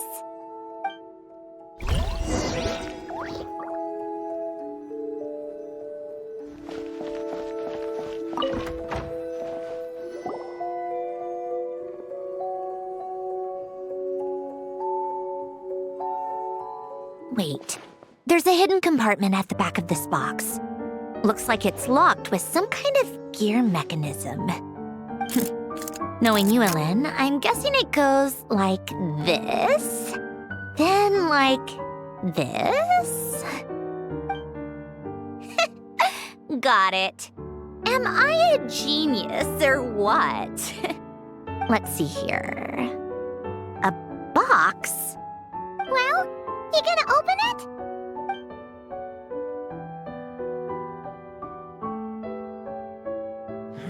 It's heavier than I was expecting.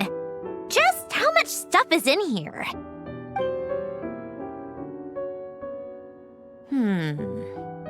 A letter? And a bunch of junk underneath it.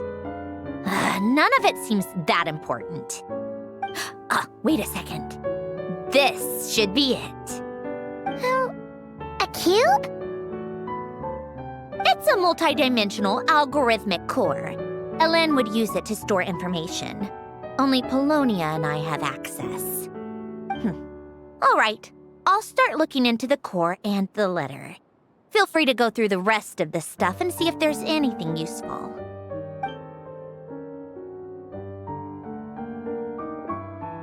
Okay. Hold on. There's another picture in here. This one has writing on the back. A snapshot of you playing among the plants shortly after you were born. You seem to like these flowers a lot. May you grow and flourish just as they do. Huh? Wow! Look how happy you are in this picture. You've changed a lot since then, huh? What's that supposed to mean? Just that you come off kind of aggressive sometimes. Or, annoyed at everyone around you? Well then, people should stop being so annoying. It's not like I'm the one with the problem. Of course not. Oh, here's something else. Looks like a piece of paper torn out from somewhere. Today, I solved another math puzzle and made a breakthrough on a construction problem the Institute has been stuck on for years. Am I a genius or what? No, wait, that's From now on, I should have people address me as Her Highness the Clockwork Princess, Unraveler of all reason. No more of that. I thought I tore this page out. You wrote this? Then how did it get... Wait, there's more writing at the bottom. You seem to have developed a distaste for this particular entry, considering I found it in the trash. I'm sorry, but I could not help but hold on to it. Forgive me. Lynn! Don't be embarrassed. Everyone goes through a phase like that. Nonsense. I wasn't even the one who wrote that. It must have been Polonia. That's enough. I told you it was Polonia. You know what? We're done with this. No more rifling around in the box. Just put it down and let me read the letter. To my little clockwork princess. Not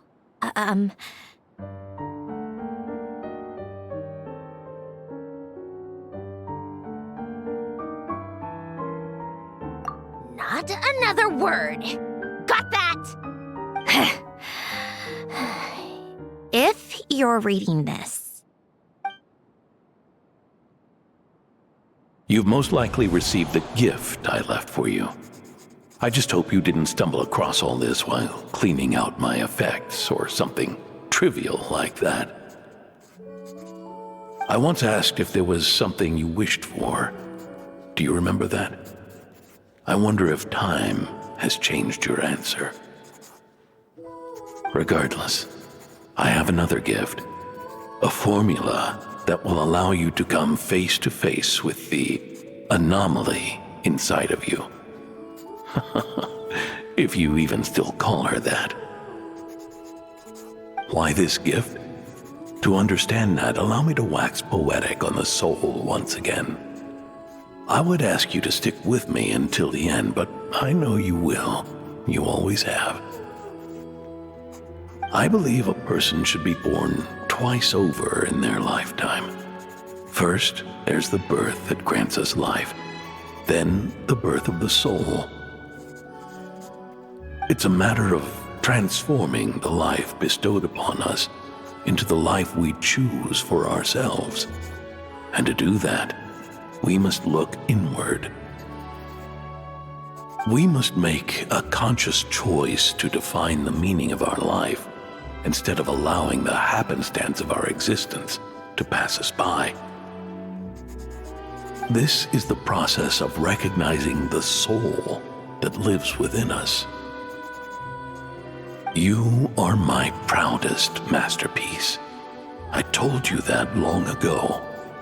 But to me, you have never been a creation or a machine.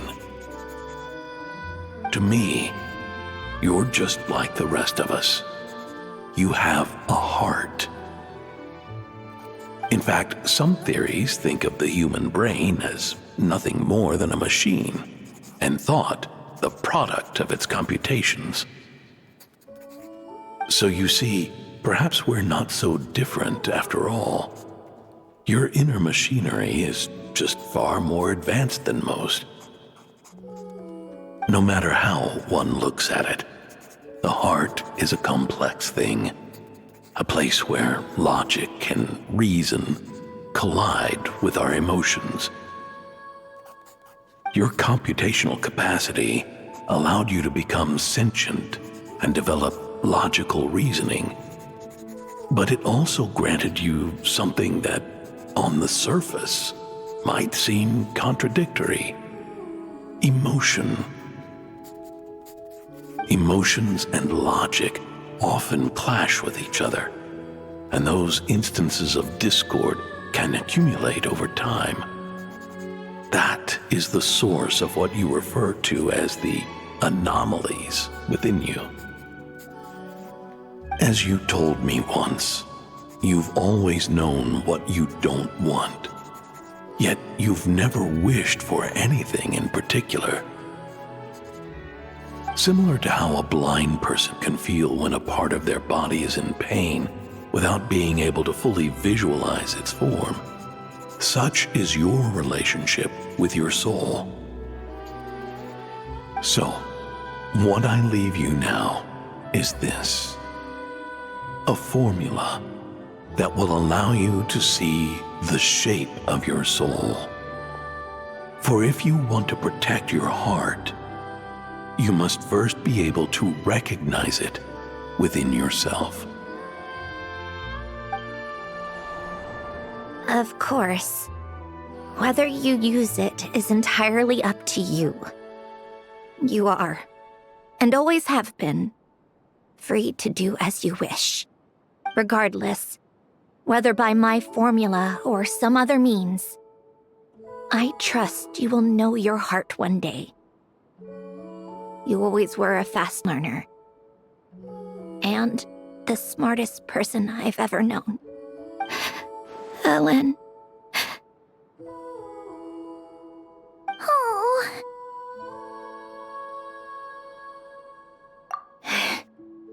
I'm fine. I've already figured out how this formula works. Let's get out of here and then we can use it. You made up your mind already? You're gonna do it? Why wouldn't I? Resolving the anomalies within my core is the reason I came here in the first place.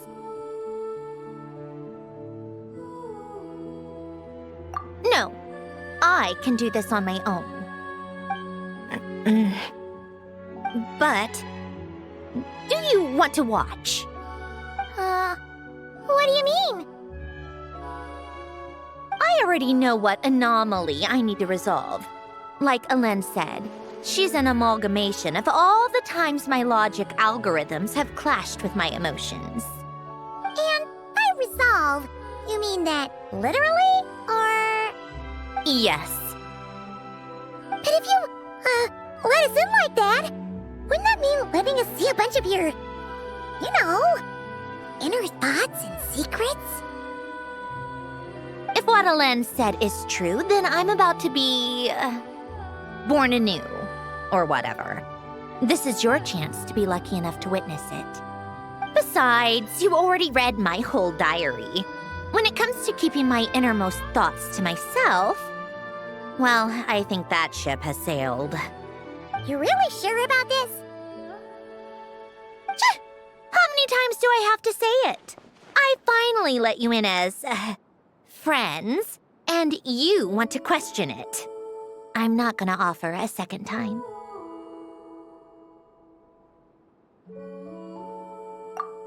Enough with the mushy stuff. Just follow me.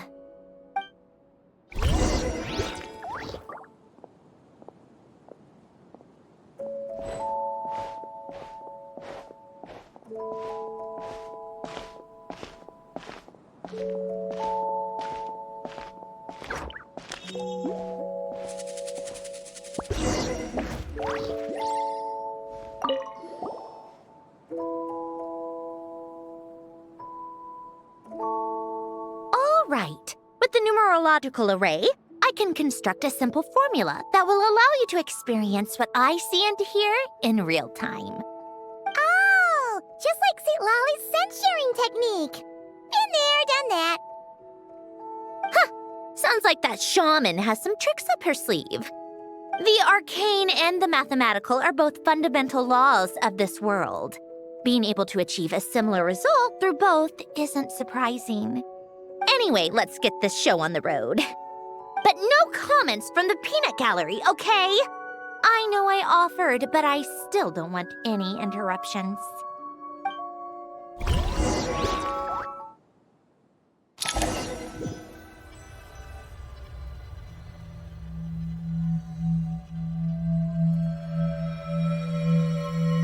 Is this my heart? No, it's probably just the result of Alen's formula. A space dedicated to resolving anomalies. Huh. But it looks like the walls are all... mirrors? You made it. About time. Is that me?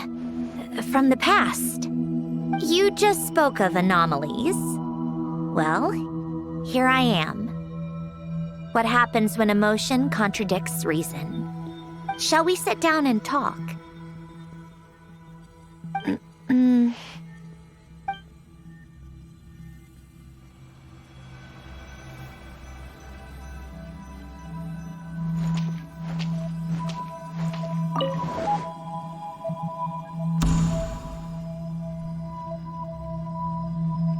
That should do it.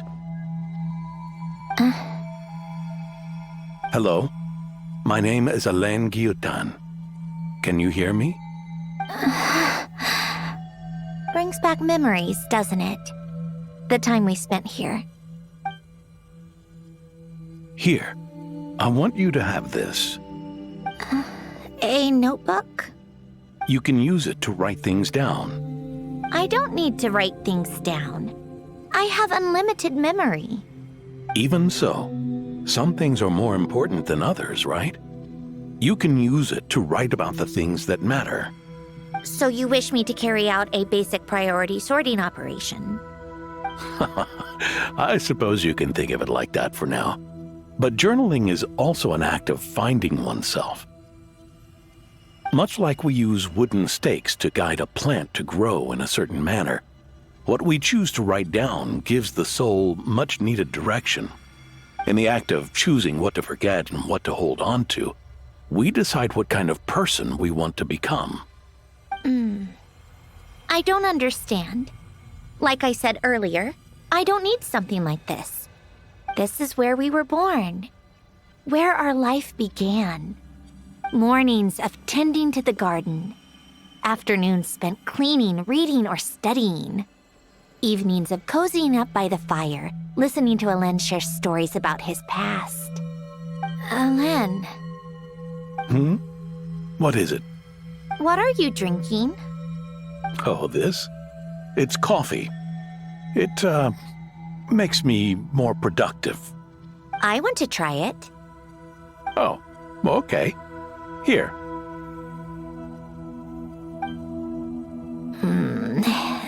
Bitter. Speaking of, why did you design me with senses? Taste, smell, touch. Well, I'm not quite sure. It just felt like the right thing to do. I suppose I hoped you might have a life of your own one day, and that you deserve to experience all life has to offer. Oh.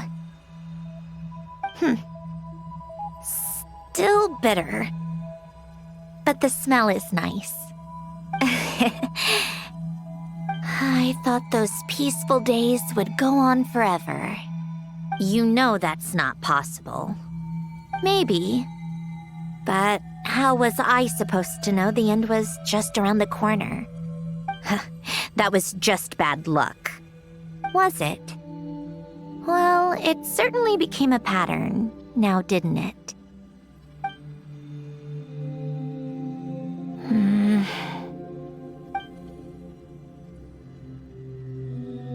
Over time, one of the habits we picked up from Alain was a love of coffee. We even took to hosting tea parties. A machine acting like a human. Kind of laughable, right? I suppose that's just what I'm used to. Yeah, that's just what we're used to. Hey, this place isn't half bad. Great spot for a party. More and more people seem to be showing up to my tea parties uninvited. Anyone care to explain? Can you blame me? I saw Columbina leading Capitano somewhere, and I had to see what that was about. I had simply asked Columbina where I might find Arlecchino. I have business to discuss with her, and Columbina suggested looking here. Tartaglia and I were unaware that this was a private gathering. Apologies for the intrusion. It won't be for long. Whatever. Just add it to the list of annoying things that have happened today. What's one more? Since you're here, you might as well stay for a cup of tea. See? Told you she wouldn't mind. Much obliged, Sandrone. Well, look who we have here. Good thing I brought extra desserts. This has turned into quite the occasion. Capitano, I was just about to go find you. Pardon the intrusion. Rest assured, I won't sully your gathering with talk of work. We can have our discussion later. Spoken like a true gentleman. A certain unmannered 11th seat could learn a thing or two. You know, you really should start being nicer to me, Rosaline. Or I might just snatch that 8th seat right out from under you. I'd like to see you try. If you're gonna fight, take it outside. The only mess I plan on cleaning up is tea-related. I still don't understand how our quiet afternoon turned into such a crowded gathering. One by one, people just kept barging in. And then, one by one, they left without a word. Yeah, pretty annoying, huh?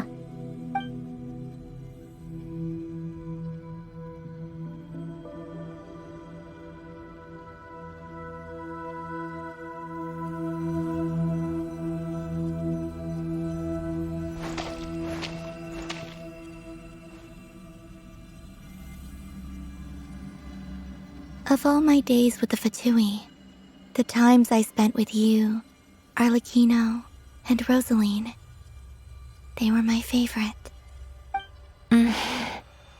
Goodbye, Sandrone.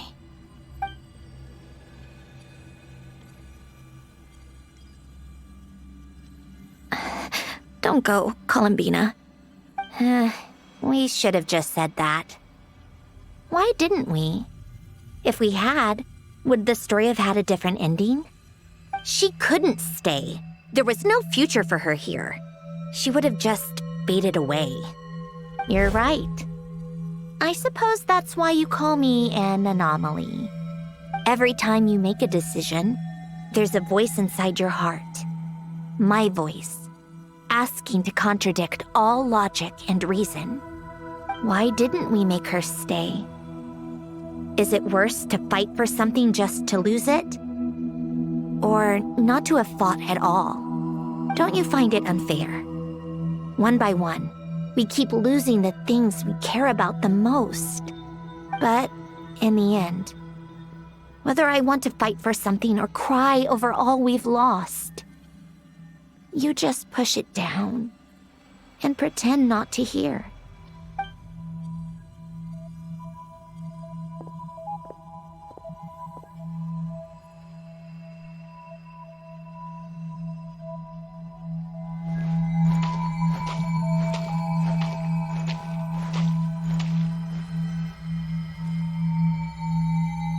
And now, even Polonia, the other half of Elend's legacy, the last remaining member of our family, even Polonia is no longer with us.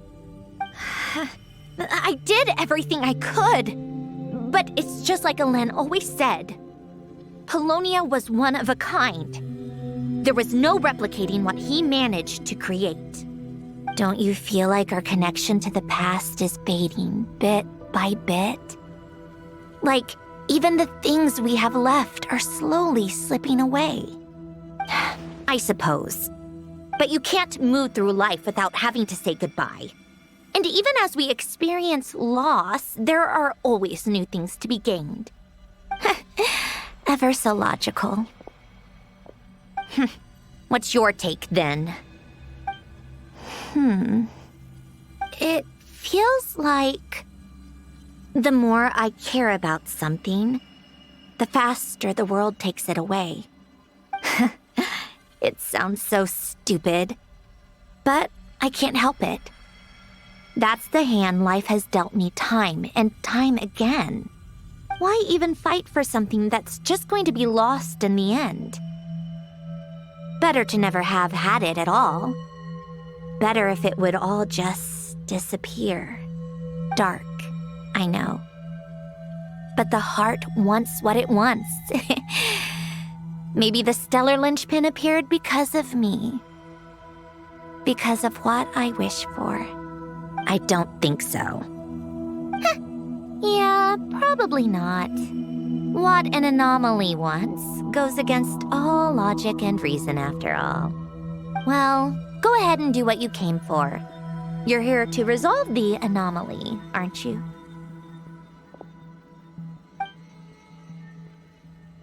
Yes. What's it gonna be? Keeping me imprisoned here like before? Or eliminating me entirely, like debugging a code? That might actually be a mercy. I don't care. I just don't want to experience the pain of loss ever again. Go ahead. I'm ready.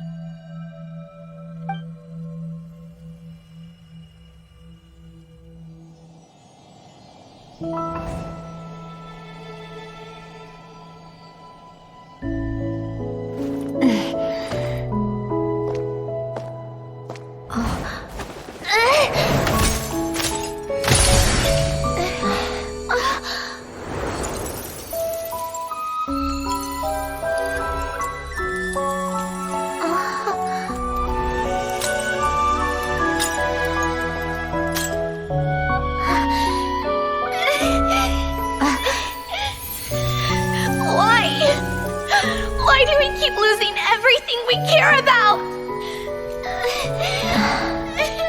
I know it hurts, but that's life.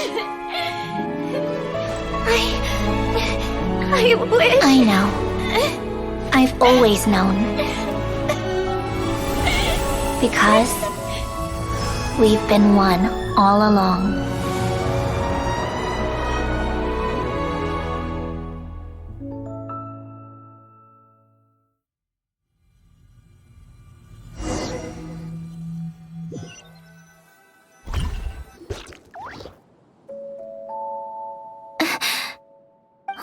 Cendrone? I'm fine. It's okay to cry, you know. Cry? You've got to be kidding me. Save the comforting for someone who needs it, Paimon. The emotional side of my core algorithm. My emotion module has always been fully developed and operational. Ellen tried to tell me that too. I've just chosen to ignore her voice all this time.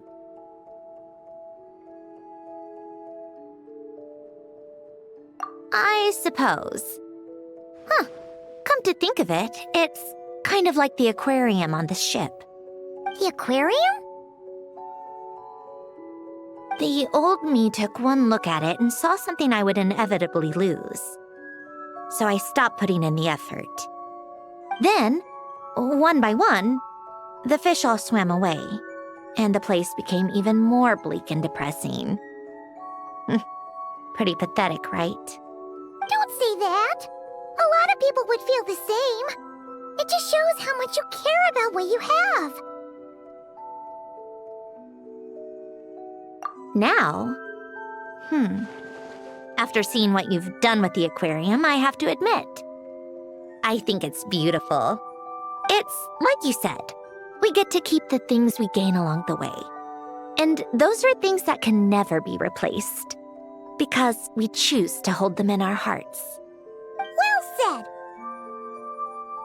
Besides, I've already died once. I'd be stupid not to make the most of this second chance.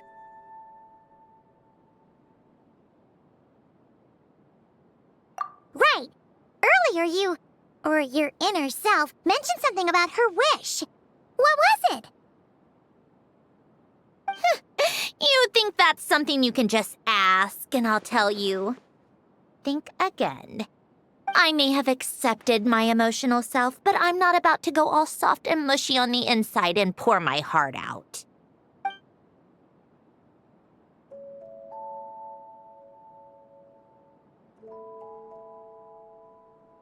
That said, taking a step in the right direction couldn't hurt. Starting with cleaning some old aquarium tanks of my own. Huh? Metaphorically speaking, I mean. Come on, let's head back to the ship. I need to talk to that shaman.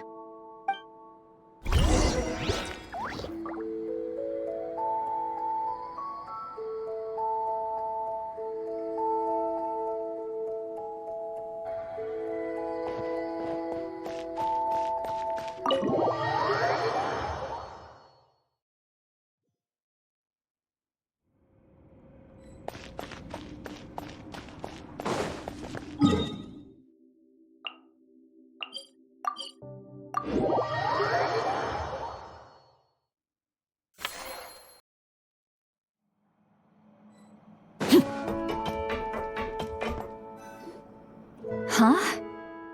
Resentful lost souls? You couldn't get comfortable sleeping near the opera Epicles, right? Well, I bet that's why. The Fountain of Lucine is where all the water in Fontaine gathers. So that's where the emotions within the water converge as well. Hold on. If it's souls we're dealing with, feeling uncomfortable should have been just the beginning. I should have been able to hear their voices or something. And under normal circumstances, I'm sure someone of your talents would have. The problem is, these souls are no longer complete. Remind me how they ended up like that again? You mentioned something about them being split apart? Yes, it's called soul severing. Renee of the Nartsitzenkreuz Ordo came up with it. After learning of Fontaine's impending doom, Renee thought if he could find a means for the soul to live on in perpetuity, it might ensure the world's salvation. Soul severing was the first step of his research.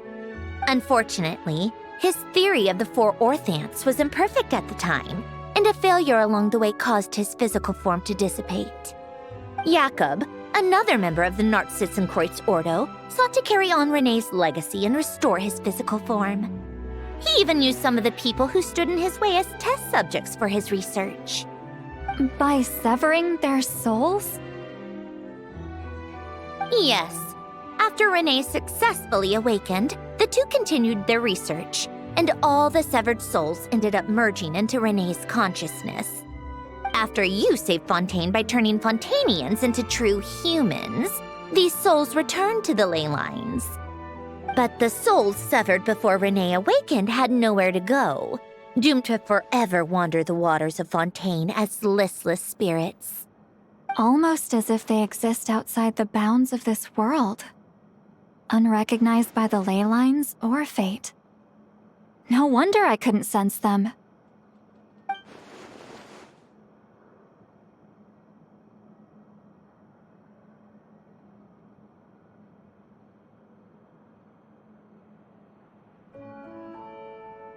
Not only that, but over time, they began to fuse with other entities.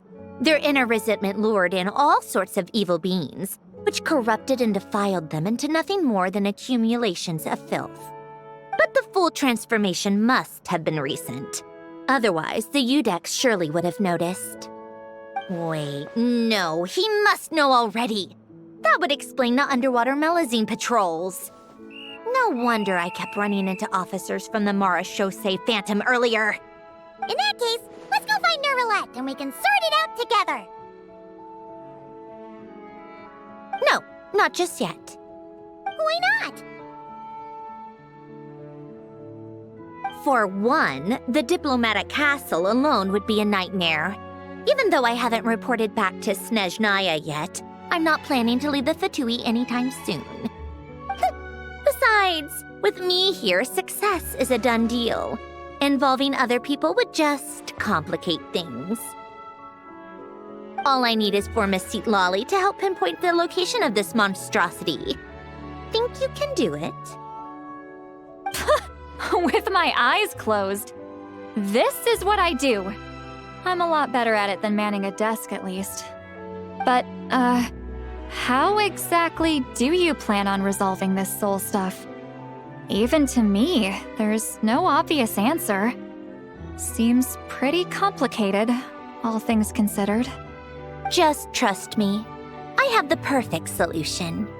Oh, all right. If you're that confident, we'll follow your lead. Why the sudden interest in helping Fontaine with this, Androne? You never knew Renee and the others, right? No, I didn't. And you're right. This problem has nothing to do with me. I wouldn't get within 10 feet of the Nartsitzenkreuz Ordo or its members. But in his later years, Elen told me he regretted not helping his best friend when he needed it the most.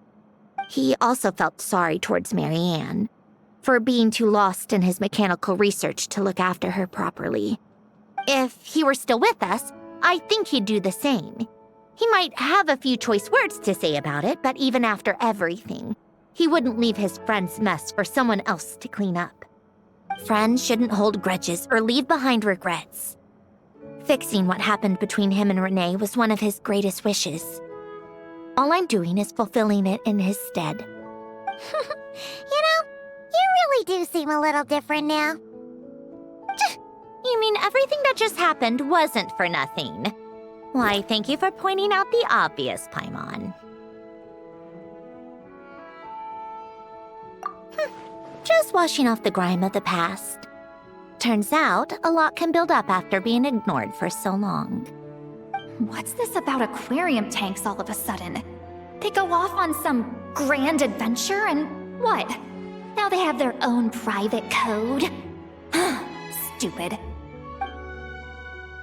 All right then, Lolly. Tracking this thing down is up to you. Huh? Oh, right. No problem. You get this, Granny Eatsley!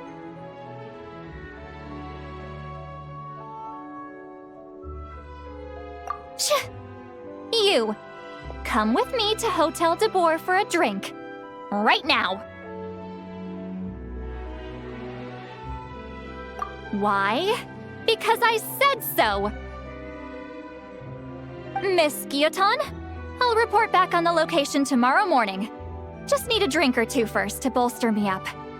Well, don't let me keep you. All right, you. Time to go. I've got scores that need settling. Huh?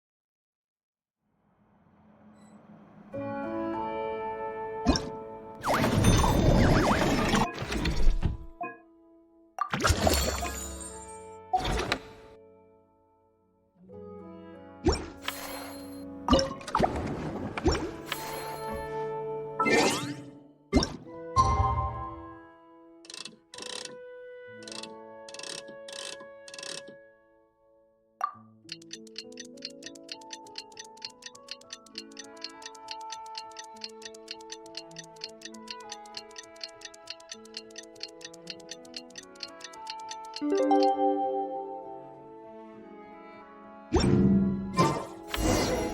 to meet up with Sandrone! Wonder if St. Lolly was able to pinpoint the location. Well, we should know soon. Let's just hope it all works out.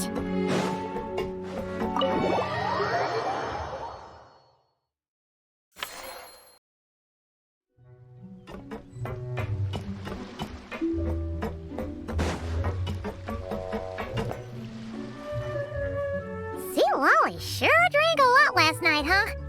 Wonder if she's even awake. Good morning.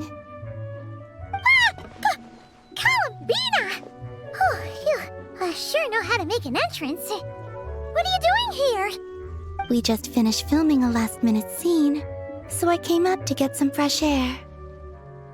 The others are still down below discussing what the final scene should be. You mean, how it should end?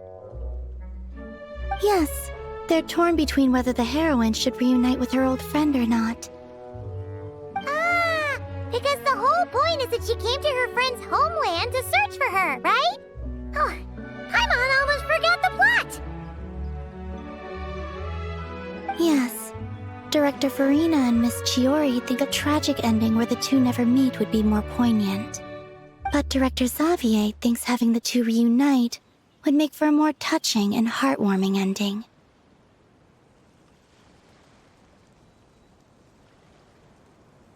Me?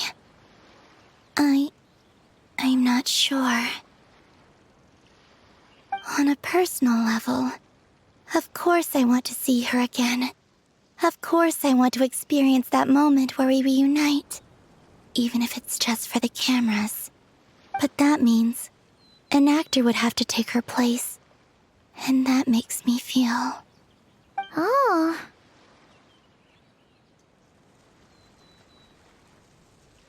Huh? Yeah, don't look so worried. Making a film is supposed to be fun. Besides, it's all gonna work out. You can trust Paimon on that. Work out? How? Well, you know.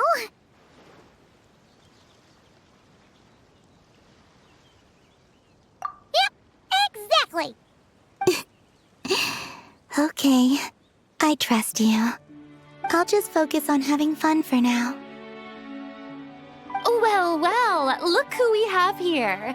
Traveler and Paimon. Oh, the lighting specialist and clapper loader that never were. Yeah. We kinda went AWOL, didn't we? Sorry about that. Seriously, don't worry about it.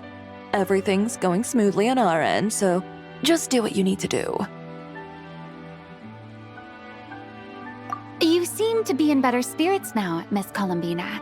I apologize if our earlier discussion put you on the spot. It's okay. I'm fine now. The Traveler and Paimon talked me through it. So, what are your thoughts on the ending then? Should we have them reunite or not? We should tie everything up in bows. Huh?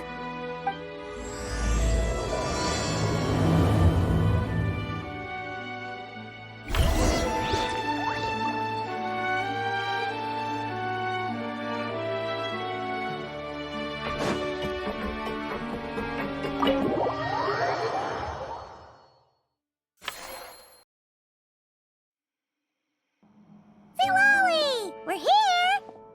Oh, right on time. Well, yeah. We weren't the ones who drank our weight in alcohol yesterday. What? Are you suggesting Granny can't handle her liquor? It takes a lot more than that to get me drunk. Really? 'Cause, you stopped making sense after a while. Did I? Huh.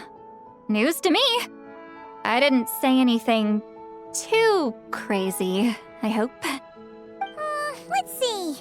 You spent half an hour bad-mouthing Auroron, half an hour... Are they gone? Oh, the crew? Yeah, we bumped into them on the deck, but they just left. Wait, but now that everything with your core is sorted out, what's stopping you from seeing Columbina? She misses you a lot. I just want to deal with this mess first. Besides, this is a perfect chance to make her jump for once. I have to plan it out more. But enough about that. Were you able to pinpoint the location of our target? Of course! When Granny Eatsley promises something, she delivers. Great, let's see. Morte region. Oh, wait, this is the Tower of Gestalt. The place the souls were severed. Is that the source of the resentment? Or is it the Narzisenkreuz Ordo in general? Let me come with. This thing's movement isn't fixed. If it's not at this location when we get there, I can use a ritual to summon it. You've already gone to more than enough trouble. I don't mind. These old bones have nothing better to do anyway. Summoning a spirit isn't going to do me in. Besides, if I don't go, they'll just have more inside jokes I can't join in on. All right then. I appreciate it. Ha! There's no time to lose. Let's head out!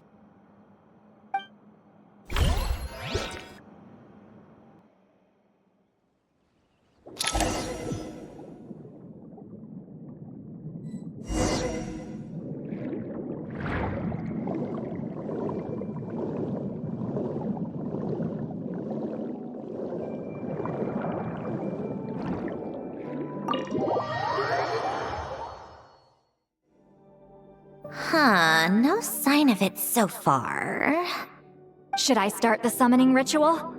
Let's drain the water from this floor of the tower first. It'll make it easier to move around. Wait, we can do that? Of course. Alan and Renee both saw the future that awaited Fontaine and even shared a few methods for waterproofing buildings. The principle behind it is... not important. Just unlock the mechanisms in the order I tell you.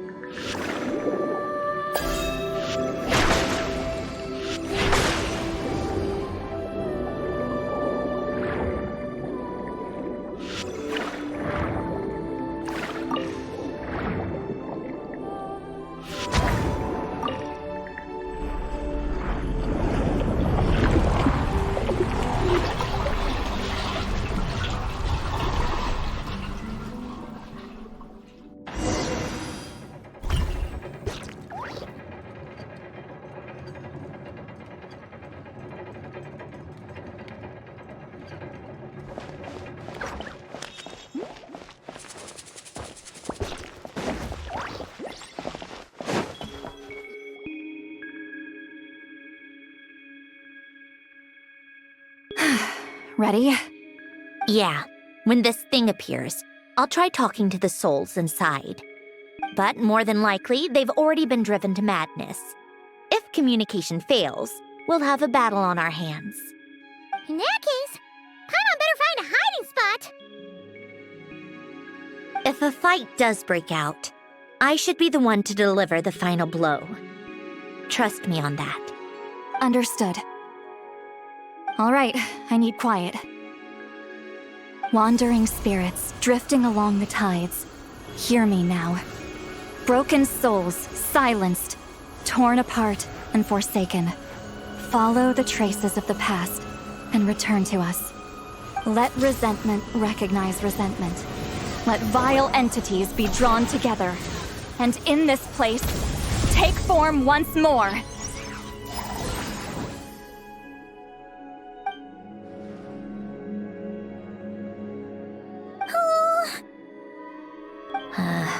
What now? Is that it? This is exactly why I deal in math, not magic. How are we supposed to know what stage the spell is at? It's like there's no logic to speak of. Mechanical science is so much easier to...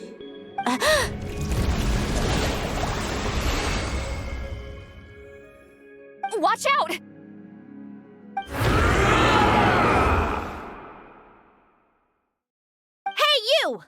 or whoever's inside of you. I need you to listen to me. I'm a descendant of Fontaine's Lord Artificer, Hélène Guillotin. I can make you whole again and return you to the ley lines. You just need to work with me here.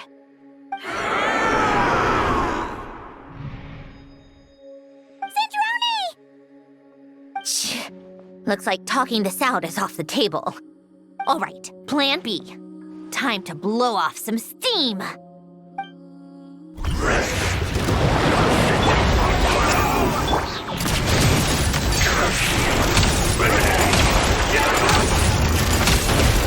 You're crushing out the wrong person! I didn't even know them!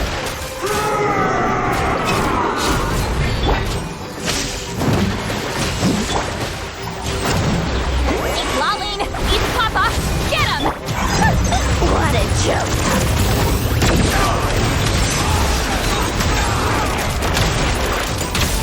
Most of them already did. But you still have a chance to return to the ley lines and reunite with your family. Just work with me here.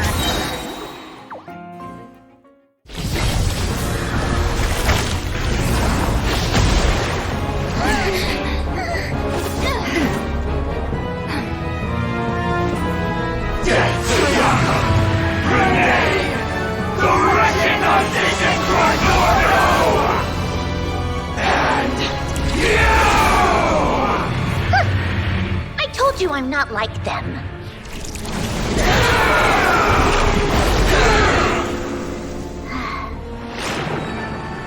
I'm stronger.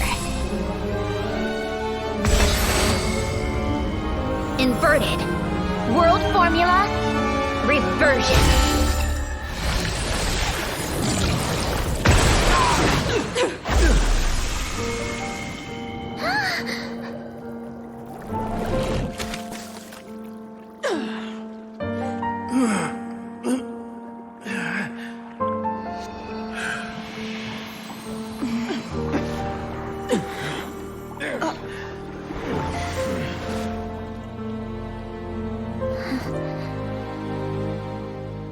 Be at peace among the tides. Lost souls.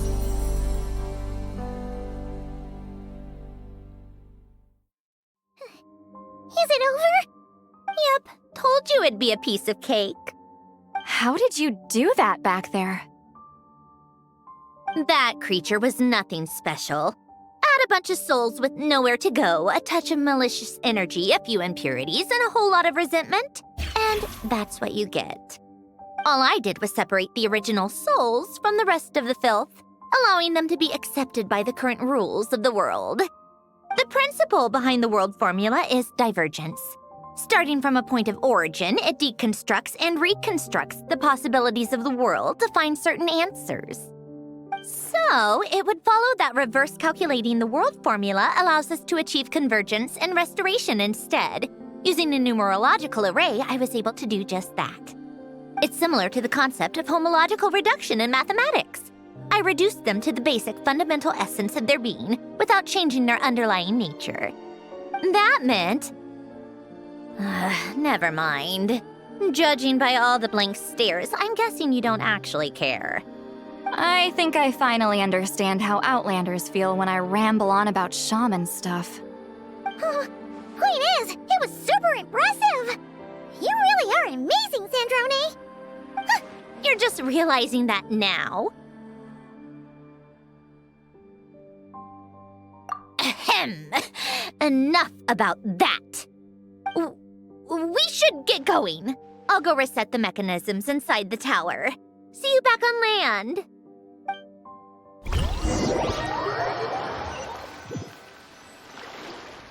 Well, that's one old mess for the books. Glad to have that over and done with. Feels nice to do a good deed every once in a while.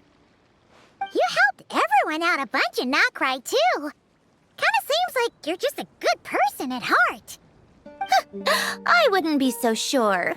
I'll be heading back to the Fatui soon enough. You two are too trusting sometimes. Fine. Just don't say I didn't warn you when it comes back to bite you. Well, where to next? Back to the ship? Yeah, your personal business, the narcissism thing, it's all resolved. That means you can see the people that need seeing now, right, Centroni? Oh, everyone's gonna be so happy you're back! You wouldn't catch me dead admitting to this before, but... yeah, I really have missed everyone. Columbina's a special case, though.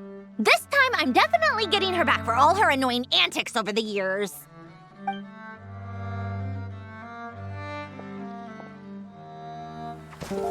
She'll sense me coming from a mile off. How am I gonna...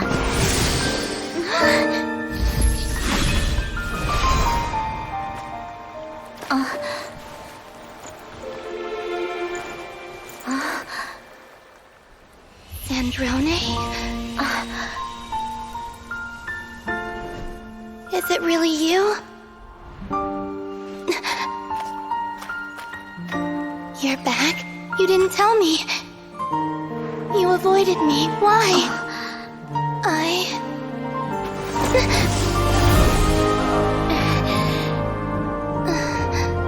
Sandrone? Now we're even. I missed you so much. That makes one of us, idiot. I'm here, Columbina.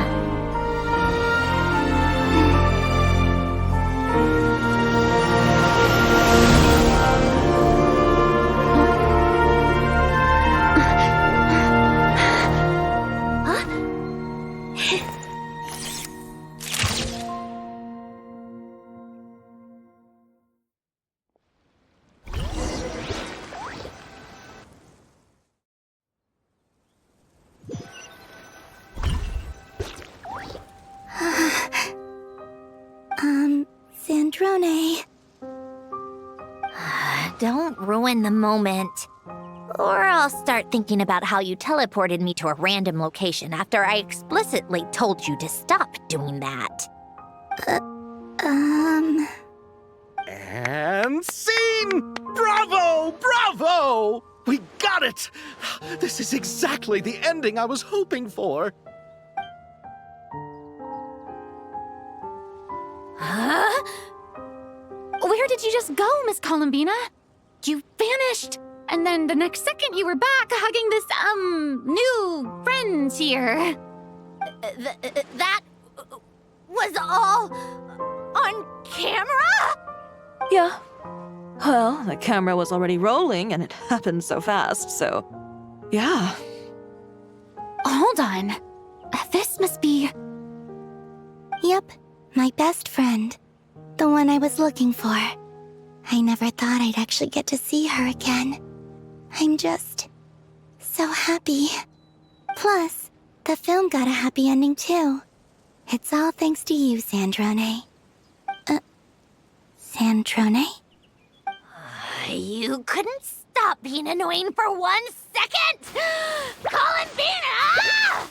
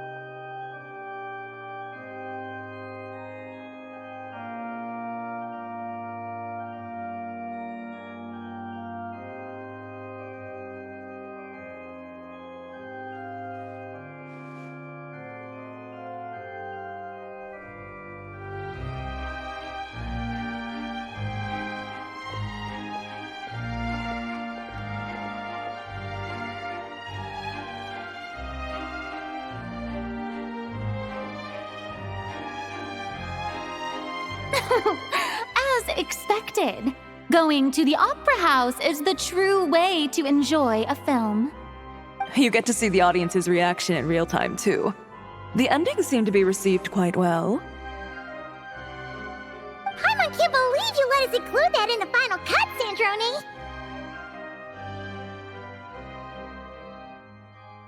You even agreed to help us reshoot a couple of shots. Thanks a million. Most of it was caught on camera already, so it's not like I had much of a choice. Besides, the film I'm in is going to be anything less than perfect. What are you laughing at? Nothing. It was just interesting to see us on screen together. I'm glad this moment is going to be preserved forever. Just a pity we didn't take home the Farina Award this time around. Well, artistic films can rarely compete with commercial ones. You should have prepared yourself for this the minute you changed the script. True. Oh, did I hear someone mention the Farina Award? Come on, don't gloat. I won't. Our crew winning the Farina Award was a team effort after all. Costume design, script adaptation. Ooh, and the practical effects were so realistic. The flames and explosions even made me jump while we were filming. A lot of the effects were based on actual items the Special Patrol confiscated from criminals. Who knew they'd serve another purpose, right? But it turned out amazing! Really brought the thrilling scenes from the novel to life. Fontaine's film industry is seriously impressive. Which film did you vote for, Silali? Isn't it obvious? Great Detective Hurlock, of course! That's the whole reason I'm here! You all should be proud, though. A lot of critics are saying really good things about your film, too. Longing and loss, searching for something even after it's gone. It's a film that makes you think about life and how important it is to explore those themes. Well, that is what the art of storytelling is for. Watching a film with friends is so much fun! There's so much to talk about! Ooh, let's throw a celebration later then! We're all old friends! Oh, we could find a place and chat to our heart's content! How about the Wingalette? That's perfect! Friends and family are more than welcome too. So if you want to bring people, don't be shy. You all can head over first and make yourselves at home. I'll bring over some refreshments in a bit. I just have one more stop to make first. Can I come?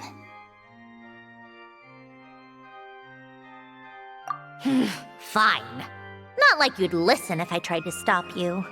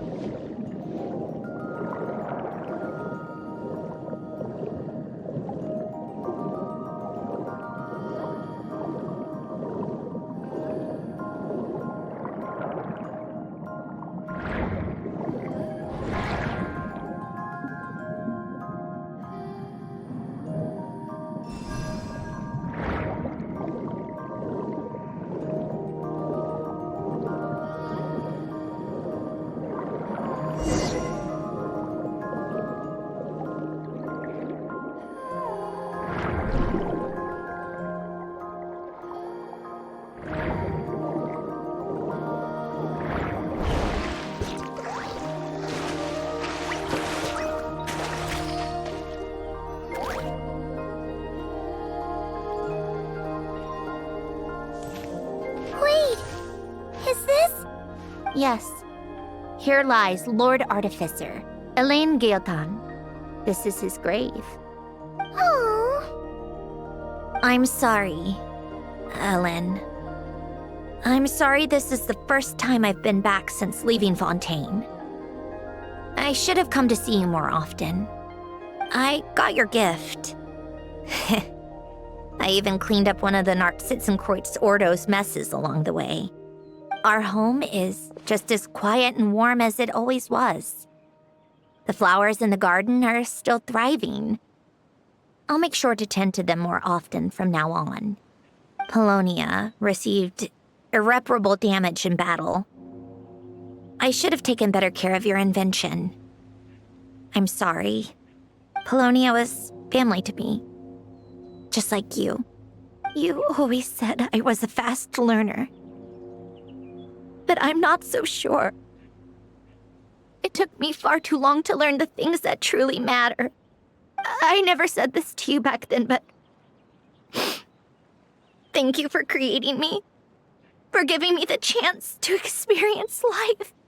Being your family meant everything to me. Absolutely everything. Can I say a few words as well, Sandrone?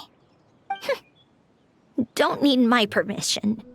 Hello, Mr. Guillotin. I'm Sandrone's friend. You don't need to worry. Sandrone is doing great. Not only is she a brilliant scholar, she's made a whole bunch of friends, too. And she takes great care of them. As if. She'll never admit it, but she's always there when her friends need it the most. I wouldn't even be here without her. So, if she ever needs help, her friends will be there in a heartbeat, including me. That's what best friends are for. Columbina. What else? Oh, she likes drinking bitter coffee, listening to piano music when she can't sleep. Turns out she even likes giving hugs. No, wait! Don't tell him all that! Huh? I don't understand. I didn't think you'd want to hide things from him. Well, yeah. But there are still things I don't want to say. Okay. I'll come by myself and tell him for you then. That's not what I meant! Alright. Enough with the speeches. If no one has anything else to add, let's just leave it there. Should we say a few words too? Kinda seems like Columbina said it all.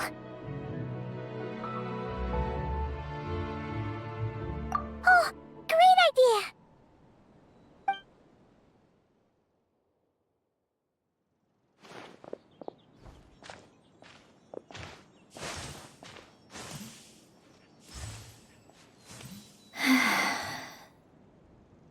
Goodbye, Ellen.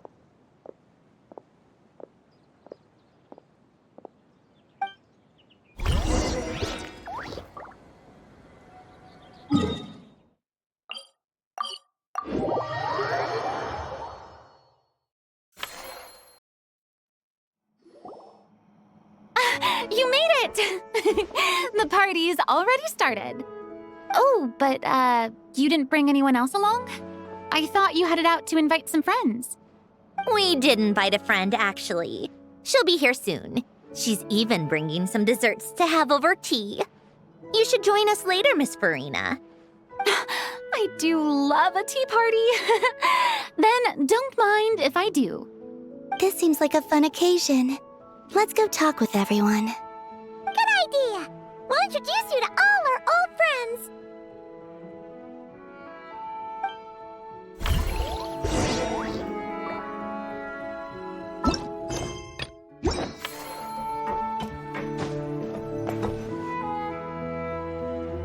Granny Eatsley, you're really not going to let us borrow these cute little stuffed toys for our magic show?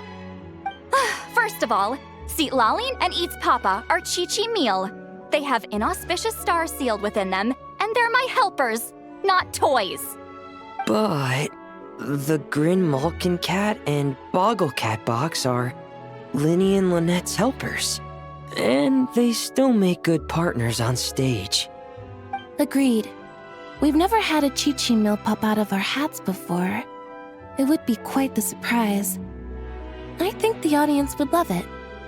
If this was the Masters of the Night Wind, these kids wouldn't have even had the guts to say my name, let alone pester me like this. I'm terrible at dealing with requests like this. Oh, Traveler, quick, save me!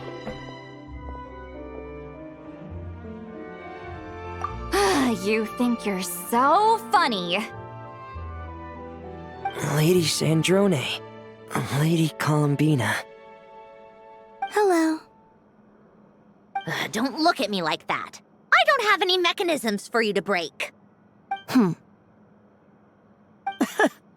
Don't be fooled by my sister's demeanor, Lady Sandrone. She's just as delighted as the rest of us to have you back. Well, I suppose when I'm not so busy, I could find some time when Arlecchino is around and bring over a few gifts to the House of the Hearth. You're too kind, Lady Sandrone. I'm sure just your visit alone would make Father more than happy. I just need to borrow them for a bit. I'll pull them out of my hat, give them a quick hug, then give them straight back. When did hugging become a part of it? Oh! I could lend you pair, so you have something to hug in the meantime. He gives really good hugs. I don't need something to hug in the meantime. The issue was never the hugs. How about this? You can have 2 VIP tickets right next to each other. Excellent view. Right next to each other?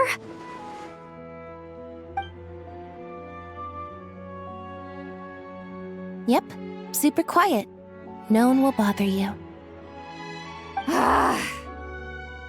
I'm sure you'll have a great time. Fine.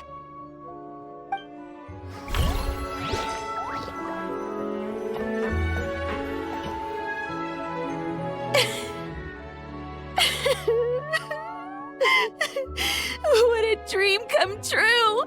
For once, it all worked out! I can die without regrets.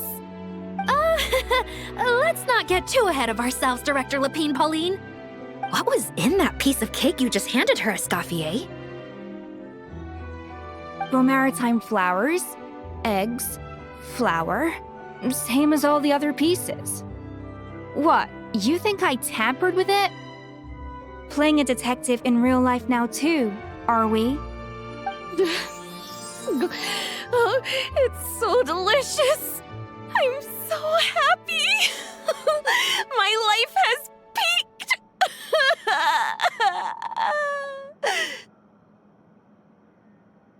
Miss Lapine Pauline, look who I brought! Master! Wait, what happened to your face? Why are you crying?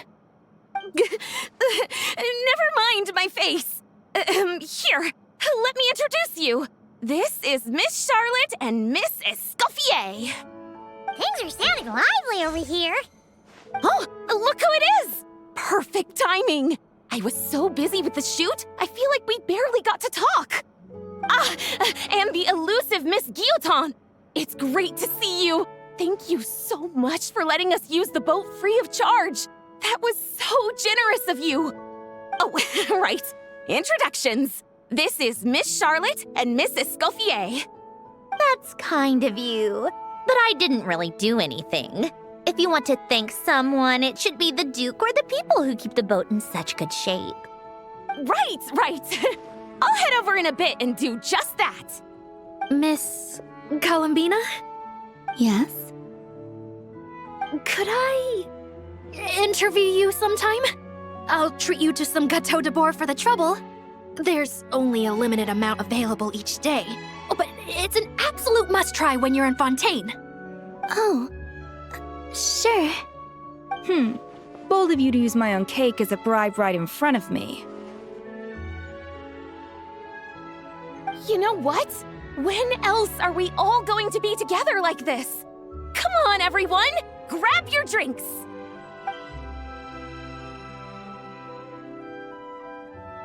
Are we going to toast? Yup! Come on! Sante!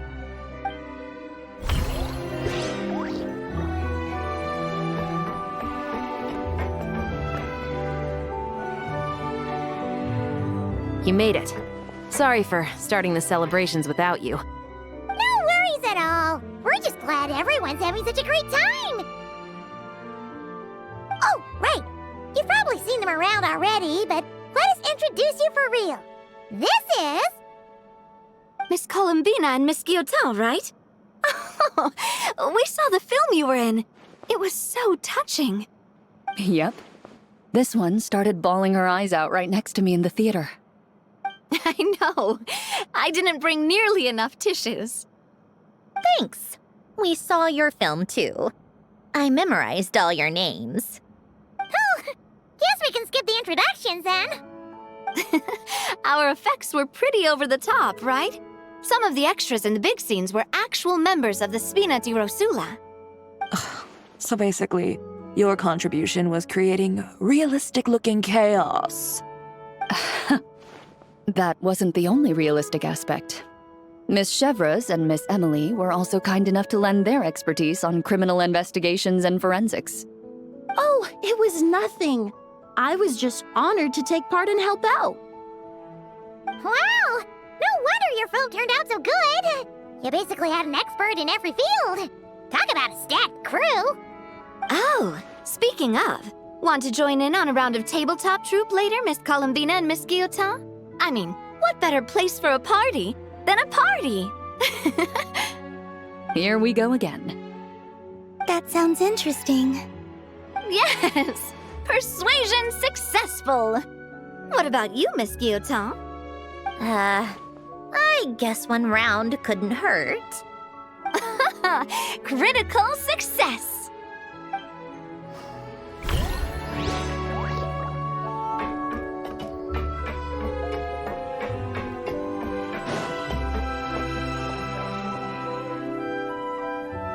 Wait a second! Mr. Baptiste and Veronique! You're here! Friends of yours?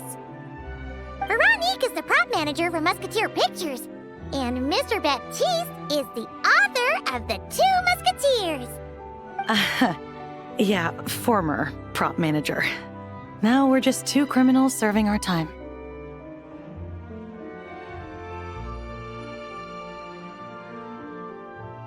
Thanks to Duke Risley and Nurse Sijuin looking out for us. Not too bad, actually. You make it sound like I'm giving you special treatment. I just think the method of justice you chose to pursue is one people can respect. You are far too modest, Your Grace. The only reason we were even able to come to the surface for the festival is because you fought for it. It's also just good for the physical and mental health of the prisoners in general.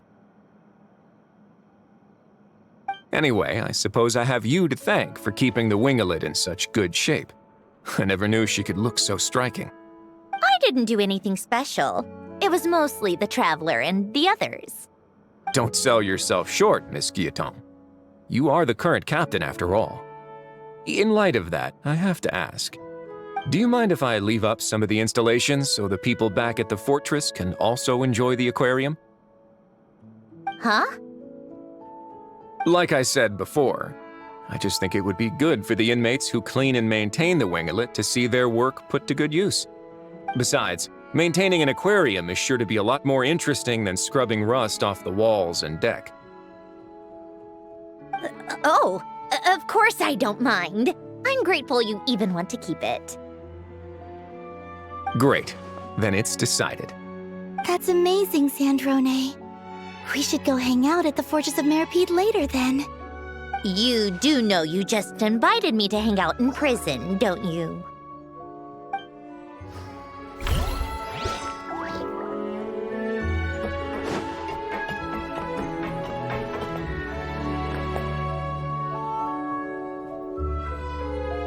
Nervalot! You came to the celebration too! Yes. I can only hope my presence does not make anyone ill at ease. Who's this? All right! This is Nervalot, the Eudex of Fontaine. And this is Columbina and Cindrone. Greetings. Hello. These two must be the Fatus and former Fatus related to the recent incident in Nodcry. I read about them in the diplomatic report. The Eudex? Oh, the dragon that cries a lot. Oh, well... Jeez, Columbina. That's your takeaway from all those Fatui meetings? Seriously? Is that truly how I'm portrayed in the Fatui's intelligence? You must put a lot of people in prison then. Well, it would be more accurate to say I pass judgment on their crimes. All trials in Fontaine strive for fairness and justice, so as to avoid imprisoning the innocent. So, only the people who deserve it get sent to prison. Well, deserve is quite a subjective metric, is it not? At the very least, I can promise that in every trial over which I preside, I make every effort to deliver a fair verdict.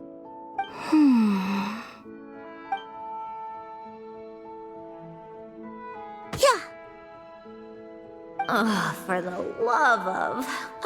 what is she doing now? You seem like a good dragon. Not the kind that throws people in prison for no reason. I think we can get along just fine. Thank you? Then she punched me because... Oh, sorry, Nervalette. She thinks that's a sign of friendship. Where does she even pick up weird habits like that? Ah, I see. I believe I have observed people on the streets of Fontaine expressing affection in a similar manner. I suppose I now know what it feels like. Yes. Quite, abrupt. You know, these two are surprisingly alike. Oh, looks like Arlecchino's here. Come on, Columbina. Let's go have ourselves a tea party.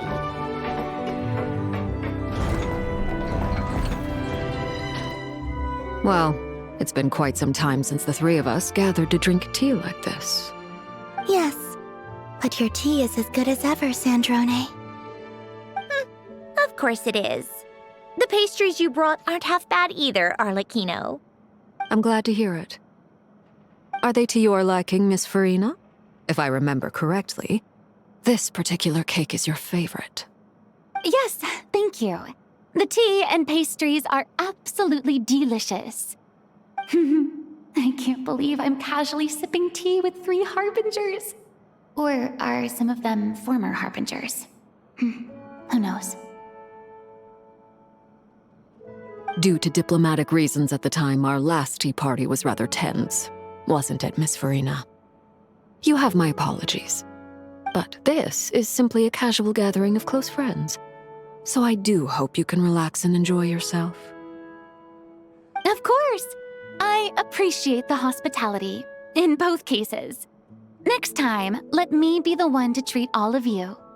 I'm sure we'd all be delighted to have you join us more often. The same goes for you two. Of course we should do this again! We've all been through thick and thin together by this point. This is nice, Sandrone. It reminds me of the happy times back in Snezhnaya, when things were so lively. Yeah. To be honest, I never thought these gatherings would feel this lively ever again. Well, I think I speak for all of us when I say we're truly glad you're back, Sandrone. Me too. I've realized that holding on to what matters doesn't just mean protecting what you already have. By reaching out and striving for something new, you can gain much more than you think. No, that certainly doesn't sound like something the old you would say. Well, I'm only going to say it once, so don't get used to it. Who knows? Perhaps your tea parties will only get livelier from here on out. Once you return to the Fatui, we'll have more opportunities to keep in touch in any case. I want to spend more time together too. But I don't want to go back to the Fatui. Well, Notcry isn't too far from Snezhnograd. It shouldn't be hard to find a place where we can all get together. Oh, and then I can sing for you. Or put on some of your favorite music. Just like the old days. Speaking of music, I spotted a mechanical piano below deck. Is it yours, Miss Guillotin? Yes. Reclaimed, I suppose you could say. Why don't you play something for us? Huh? In front of all these people? Yes, why not? You play so well. Yeah, come on! Just a little, please? For the love of... Fine! One piece, and that's it.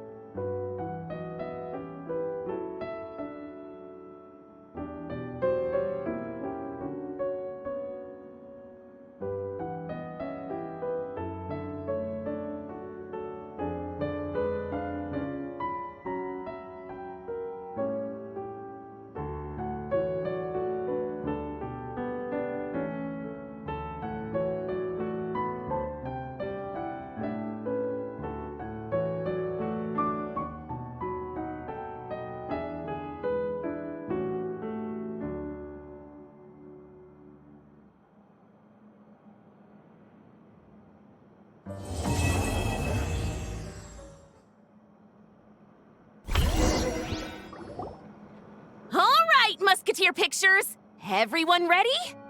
I'm not sure I should be in this one. Of course you should. You might have primarily helped out another crew this time, but you're still a member of Musketeer Pictures. All right, thanks. I'll still stand a bit off to the side, though. Can I be in the picture too? Of course, Miss Veronique. I would have loved to have you in the last one, too, if circumstances had allowed it. Thank you, Director Xavier. Do I really have to be front and center? You're one of the lead actors! Of course you do! Nervous, Sandrone? No! All right, look at the camera! And 3, 2, 1... Musketeer Pictures!